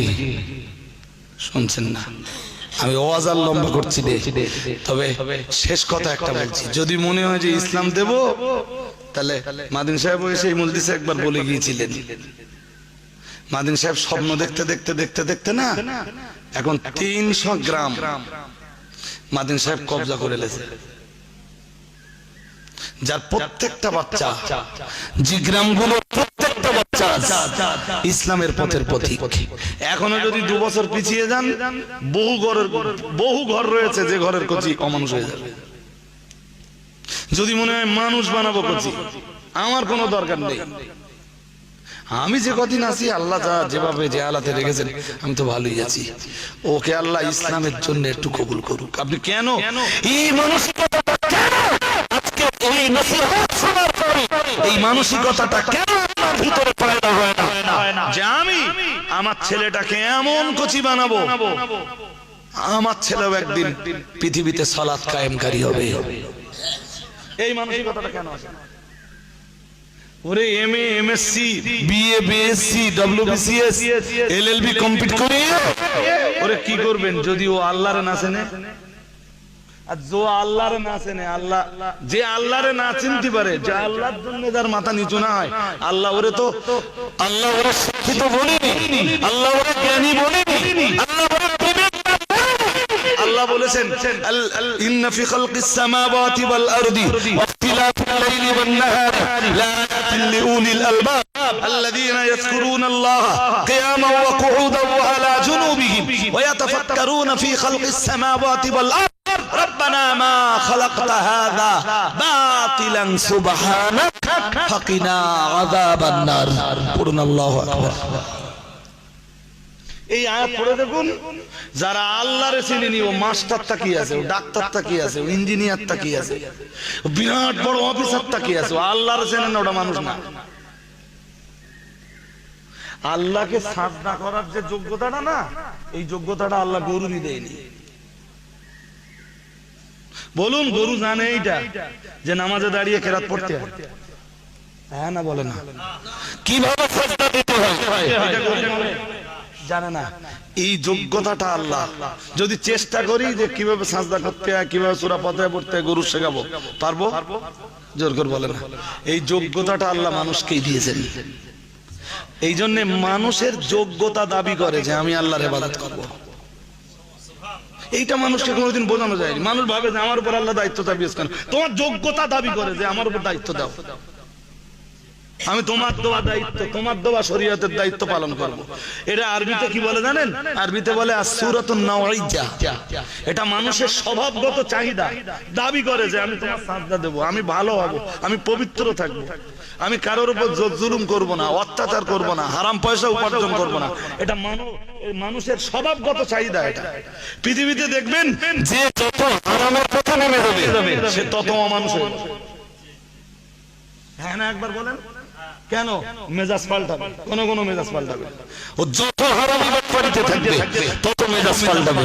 এই জন্য যদি মনে হয় যে আগামী প্রজন্মকে বাঁচাবে, খুব তাড়াতাড়ি বলছি, এই এবছরেই দেখতে দেখতে মাদিন সাহেব আমাদের অঞ্চলেই 4-5টা গ্রামে ঢুকে গেছে। আমার বারবার খোঁচাচ্ছে, বলছে তোমার গ্রামে এত সুন্দর জায়গা রয়েছে, তোমাদের কোনো পরিকাঠামো লাগবে না, শুধু কটা বাল্ব খাটালি, পাকা তো তাও ঈদগায় লাগানো আছে, ওতেই চলে যাবে। আর আমাদের মতো জায়গা খুব কম গ্রামে আছে। অথচ আমরা এই প্রজেক্ট আপনি দেখলে অবাক হয়ে যাবেন, পেপারের চাল দেয় তারা মডেল স্কুল চালাচ্ছে। আপনাকে আগে জানতে হবে যে মডেল স্কুলটা কি। আমরা ওদেরকে প্রাইমারি স্কুল থেকে কেড়ে নেব না, হাই স্কুল থেকে ওদের কেড়ে নেব না। ওরা যে স্কুলে পড়ছে ওই স্কুলে পড়বে। আমাদের কাজ কি? সকালবেলা প্রত্যেকটা কোচি 2 ঘন্টা করে আসবে, আমরা 5টা করে সাবজেক্ট পড়াবো। প্রত্যেকটা কোচিরে 5টা করে সাবজেক্ট পড়াবো। তার ভিতরে প্রত্যেকটা ক্লাসে আদবের উপরে একটা করে বই থাকবে। ও বাড়ি যেয়ে বাবার সাথে কিভাবে কথা বলবে, মায়ের সাথে কি আচরণ করবে, সেইগুলো খুব সুন্দর করে, এত সুন্দর সুন্দর বই আছে এই সিলেবাসে মডেল স্কুলে, আপনি অবাক হয়ে যাবেন। ওরা নিজেরাই আগ্রহী হবে যে আমরা পড়বো। এবং আমি দায়িত্ব নিয়ে বলছি, এখানে যারা আছেন, যারা এমনকি এডুকেটেড পারসন আছেন, মডেল স্কুলের সিলেবাসে যে বইগুলো পড়ানো হয়, আপনার ওই বইগুলো পড়লে মনে হবে আমি বহু কিছু জানি না। আর সত্যি সত্যি জানেন,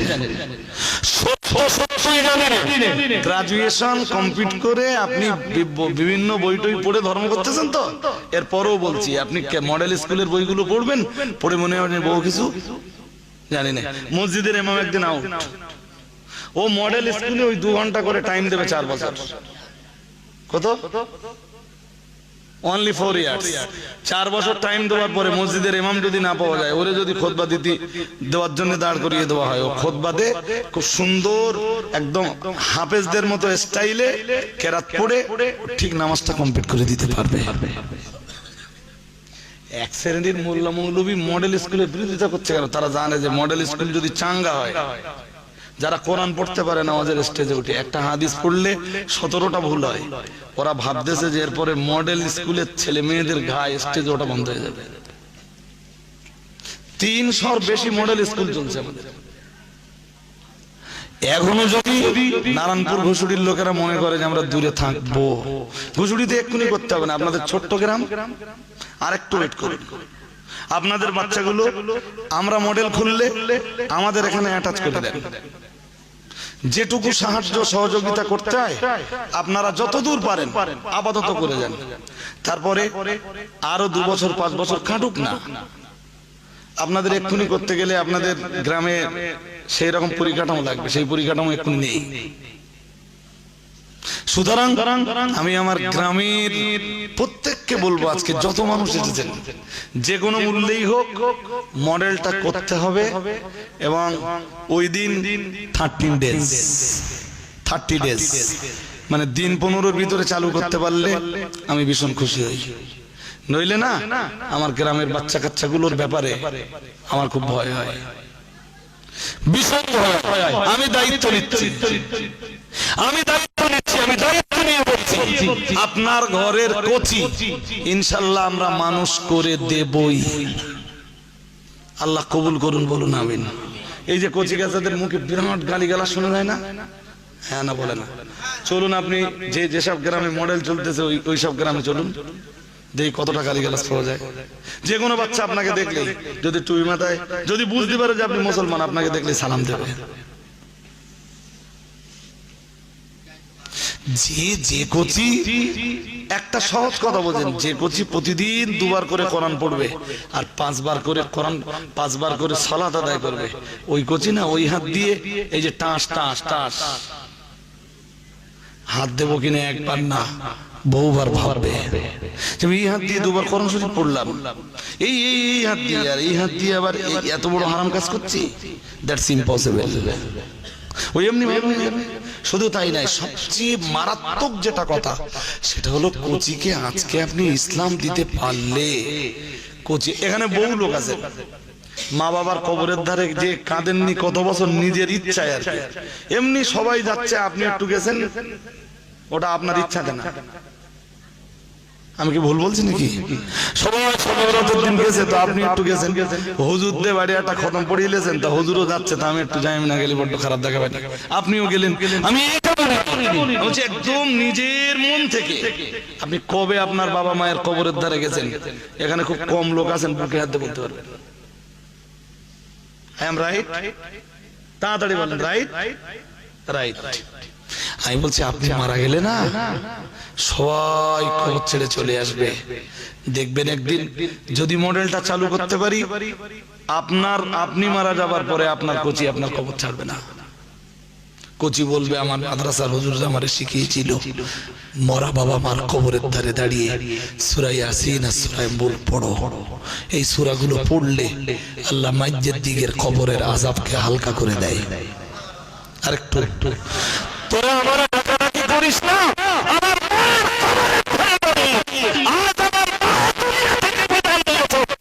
আমি ভাড়াটিয়া লোক দিয়ে কোরআন পড়িয়ে নেব না, আমার মায়ের কবরের ধারে দাঁড়িয়ে আমি কোরআন তেলাওয়াত করব। আমার মা খুব সাত করেই আমাকে দিয়েছিলেন মডেল স্কুলে।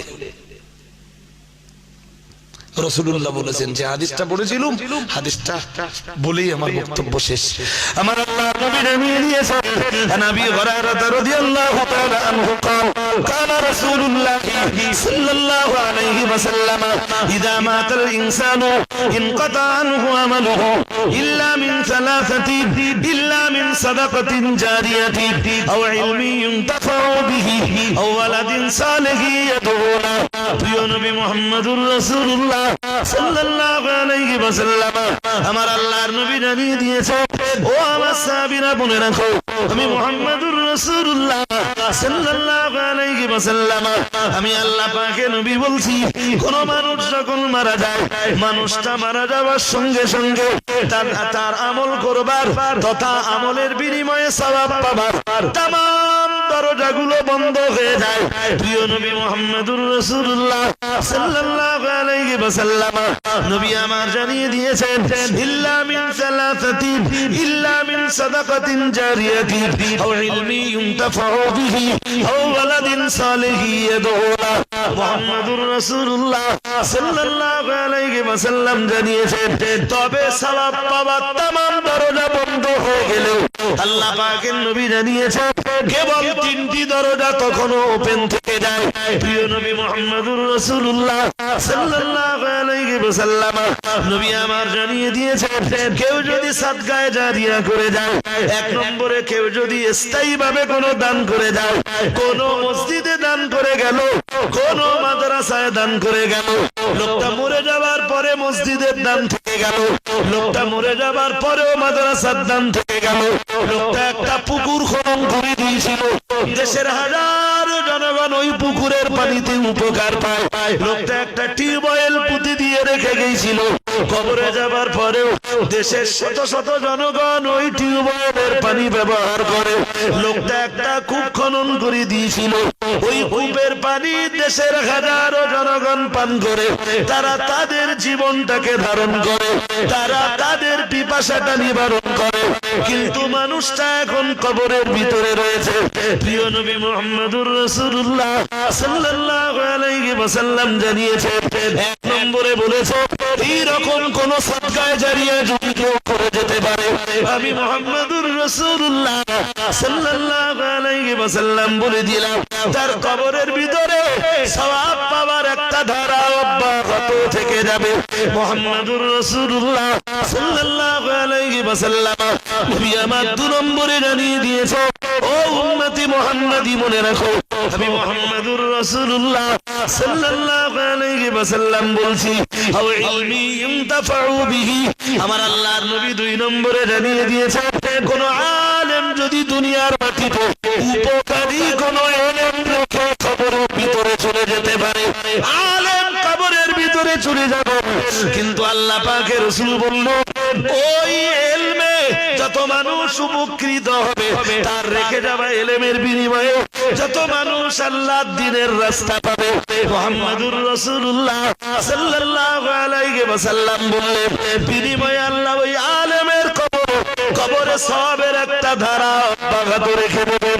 প্রিয় নবী মুহাম্মদুর রাসূলুল্লাহ সাল্লাল্লাহু আলাইহি ওয়াসাল্লাম নবী আমার জানিয়ে দিয়েছেন ওয়ালাদিন সালিহিয়াতুনা মুহাম্মদুর রাসূলুল্লাহ সাল্লাল্লাহু আলাইহি ওয়াসাল্লাম 3 নম্বরে জানিয়ে দিয়েছেন কেউ যদি কোনো নেক সন্তান পৃথিবীতে রেখে বিদায় নিতে পারে, যে সন্তান বাবা মায়ের জন্য আল্লাহর কাছে দোয়া করতে পারে, এমন কোন নেক সন্তান থেকে যদি বিদায় নিতে পারে, যে সন্তান 5 বারের সালাত আদায় করে, যে সন্তান মাহে রমজানের রোজা আদায় করে, যে সন্তান চিটিংবাজি করে না, যে সন্তান গাজায় দম দেয় না, যে সন্তান মদের সাথে সম্পর্ক রাখিনি, জুয়ার সাথে সম্পর্ক রাখিনি, যে সন্তানের জবান দিয়ে মিথ্যা কথা কখনো বার হয় না, প্রিয় নবী মুহাম্মদুর রাসূলুল্লাহ সাল্লাল্লাহু আলাইহি ওয়াসাল্লাম জানিয়েছেন এই রকম নেক সন্তান যদি কেউ রেখে বিদায় নেয়,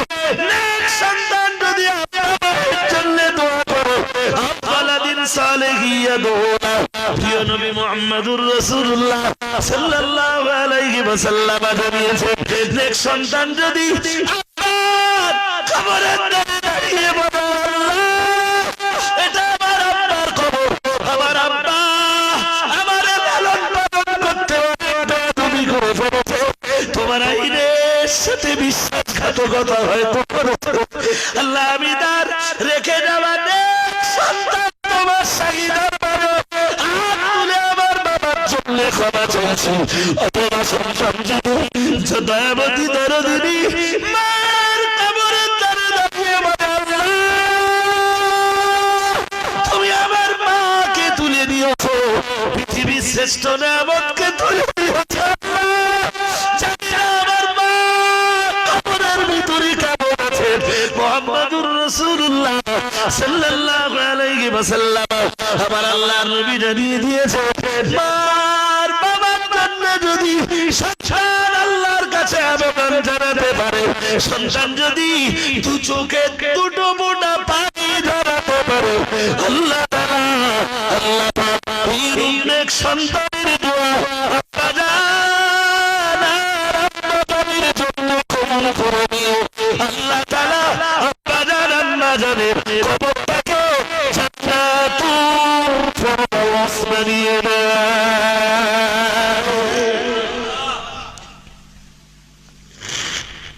আমি আরজ করব সিদ্ধান্ত আমার গ্রামের মানুষদের, যদি মনে হয় যে কবরে শুয়ে শুয়ে একটু সওয়াব পেতে পারি, সন্তানের দোয়ার বরকতে আল্লাহ আমারে ক্ষমা করুক, মাটিতে তো যেতে হবে। ছেলেকে মৌলানা বানাতে হবে না, হাফেজ বানাতে হবে না, আপনার ছেলে যা করছে তাই করবে। শুধু মডেল স্কুল করতে বলছি, ওকে ইসলাম পাইয়ে দেওয়ার জন্য, আর কিচ্ছু না। শুধু কোরআন পাইয়ে দেওয়ার জন্য, এমনি বক্তব্য শুধু কোরআন তেলাওয়াত হয় আমি জানি, ওটা পুরো ইসলামের যে সিলেবাস ওই সিলেবাসটা ওকে দিতে হবে, আর কিচ্ছু না। ও ইনশাআল্লাহ আল্লাহ রাজি হলে আশা করা যায় ও মানুষ হয়ে যাবে। ইনশাআল্লাহ বলুন, ইনশাআল্লাহ বলুন। সবার আগে আমি এখানকার জলসা কমিটির সদস্য যারা যারা এই কাজটা করার জন্য সবার আগে লাগবে যুব বাহিনী। কত কাদের লাগবে? একদম প্রত্যেক যুবককে এগিয়ে আসা লাগবে, অন্তত 50টা যুবক। তা আমার গ্রামে খোঁজ নিয়ে আমরা এরকম 50 জনকে পেয়ে যাবো ইনশাল্লাহ। পাবো না? পাবো। আর আজকের এই মাহফিল থেকে এই জলসা কমিটির দাবি, শুনছেন নাকি? এই জলসা কমিটির কাছে আমার দাবি, সেটা হলো এই জলসা কমিটির যত সদস্য আছে প্রত্যেক সদস্যকে দায়িত্ব নিয়ে মডেল স্কুল চালু করাতেই হবে। আমার কথা শুনছেন? আপনারা যারা আছেন আপনাদেরও সহযোগিতা করতে হবে, কোনো কথা শুনবো না। যত মানুষ আছে, আপনি কে আমার ভালোবাসেন না বাসেন না, আমার প্রশংসা করেন না, আমার গালি দেন, ও আমার দেখার দরকার নেই। ওরকম গালি আমি আমার না শুনে রাত যায় না। এমন কোন নাইট নেই যে নাইটে আমার নামে, কাইম সাহেবের নামে, মাতিন সাহেবের নামে গাল পড়ে না। হর রাত্রি পড়তেছে, ইউটিউব তার সাক্ষী। কেউ না কেউ দেখছে, ও জনগণও দেখছে, কিছু হুজুরও দেখছে। ও সব গাইল শুনে শুনে শুনে শুনে শুনে শুনে কানের পর্দা অনেক মোটা হয়ে গেছে। কে গাইল দিলে আর কে প্রশংসা করলে কিচ্ছু এসে যায় না। আপনি কে তাও আমার জানা লাগবে না, আপনি আমার গ্রামবাসী, এইটা আপনার আমার কাছে আপনার সবচেয়ে বড় পরিচয়। জি, তো আপনার কাজ হলো মডেল স্কুলটা বলেছি উইদিন 30 days, কত হলো 30 দিনের ভিতরে চালু করতে হবে। মানে সমস্ত রকম আমাদের তো এমনি বিল্ডিং কিছু করা লাগবে না, সব আছে, সব আছে। আর মায়েদের লাগবে, মাতিন সাহেব যেদিন আসবেন মিটিং করতে, ওরা মডেল স্কুলের পক্ষ থেকে পুরো মডেল স্কুলের টিম যেদিন আসবে, ওই দিন কি লাগবে, ওই দিন মসজিদ সংলগ্ন আমাদের যে মাঠ, ওই ময়দানে আমার ঘরের মায়েদের একটু যাওয়া লাগবে। আপনার ঘরের কোচি কেন ওখানে যাবে, কেন এই প্রসঙ্গে মাতিন সাহেবের কাছে 8 ঘন্টা 40 মিনিট, মিনিট 50 কি তার চেয়ে বেশি, ঘন্টা খানিক কথা শুনতে হবে। যদি আল্লাহ রাজি হন সেদিন হয়তো আমিও কিছু কথা আপনাদেরকে বলে বোঝাতেও পারবো। জি, তবে পরিকল্পনাটা প্লিজ একটু সাকসেস হতে দেন। আমরা এর ভিতরেই একটা গ্রুপ খুলেছি, হোয়াটসঅ্যাপে অনেক ছেলেরা ফলো করেছে। একটা গ্রুপ আলটিমেটলি আমরা খুলে দিয়েছি, হোয়াটসঅ্যাপ গ্রুপ। ওই হোয়াটসঅ্যাপ গ্রুপেই কাজ হবে, সমস্ত প্রকারের তথ্য সব ওই গ্রুপে আদান প্রদান হবে, যত ছেলেরা থাকবে। জি, তো এমন দিন আসবে না, দেখবেন এই গ্রামে আল্লাহর রহমত নাজিল হওয়ার মতো সত্যি উপযুক্ত একটা পরিবেশ আমরা বানাতে পারবো ইনশাআল্লাহ। বলুন সবাই, বলুন ইনশাআল্লাহ। মায়েদেরও পিছিয়ে গেলে হবে না। মানিক সাহেব যেদিন আসবে, কোনো বাড়িতে কোনো মা যেন বাড়ি না থাকে, সে বাড়ির দাদি হোক, মা হোক, চাচি হোক, খালামা হোক, ফুম্মা হোক, বোন হোক, সবাইকে যেতে হবে। যে কোচি কেন স্কুলে আসবে, মডেল স্কুলে, এইটা মায়েদেরকে জানতে হবে। মায়েরা যারা পর্দায় আছেন, আজকে কিছুটা অন্তত আমার ওয়াজ থেকে উপলব্ধি করেছেন, বাকিটা ইনশাআল্লাহ ওই দিন উপলব্ধি করবেন। উঠে দাঁড়ান, সালাম পড়ে নেই। ইয়া নবী সালাম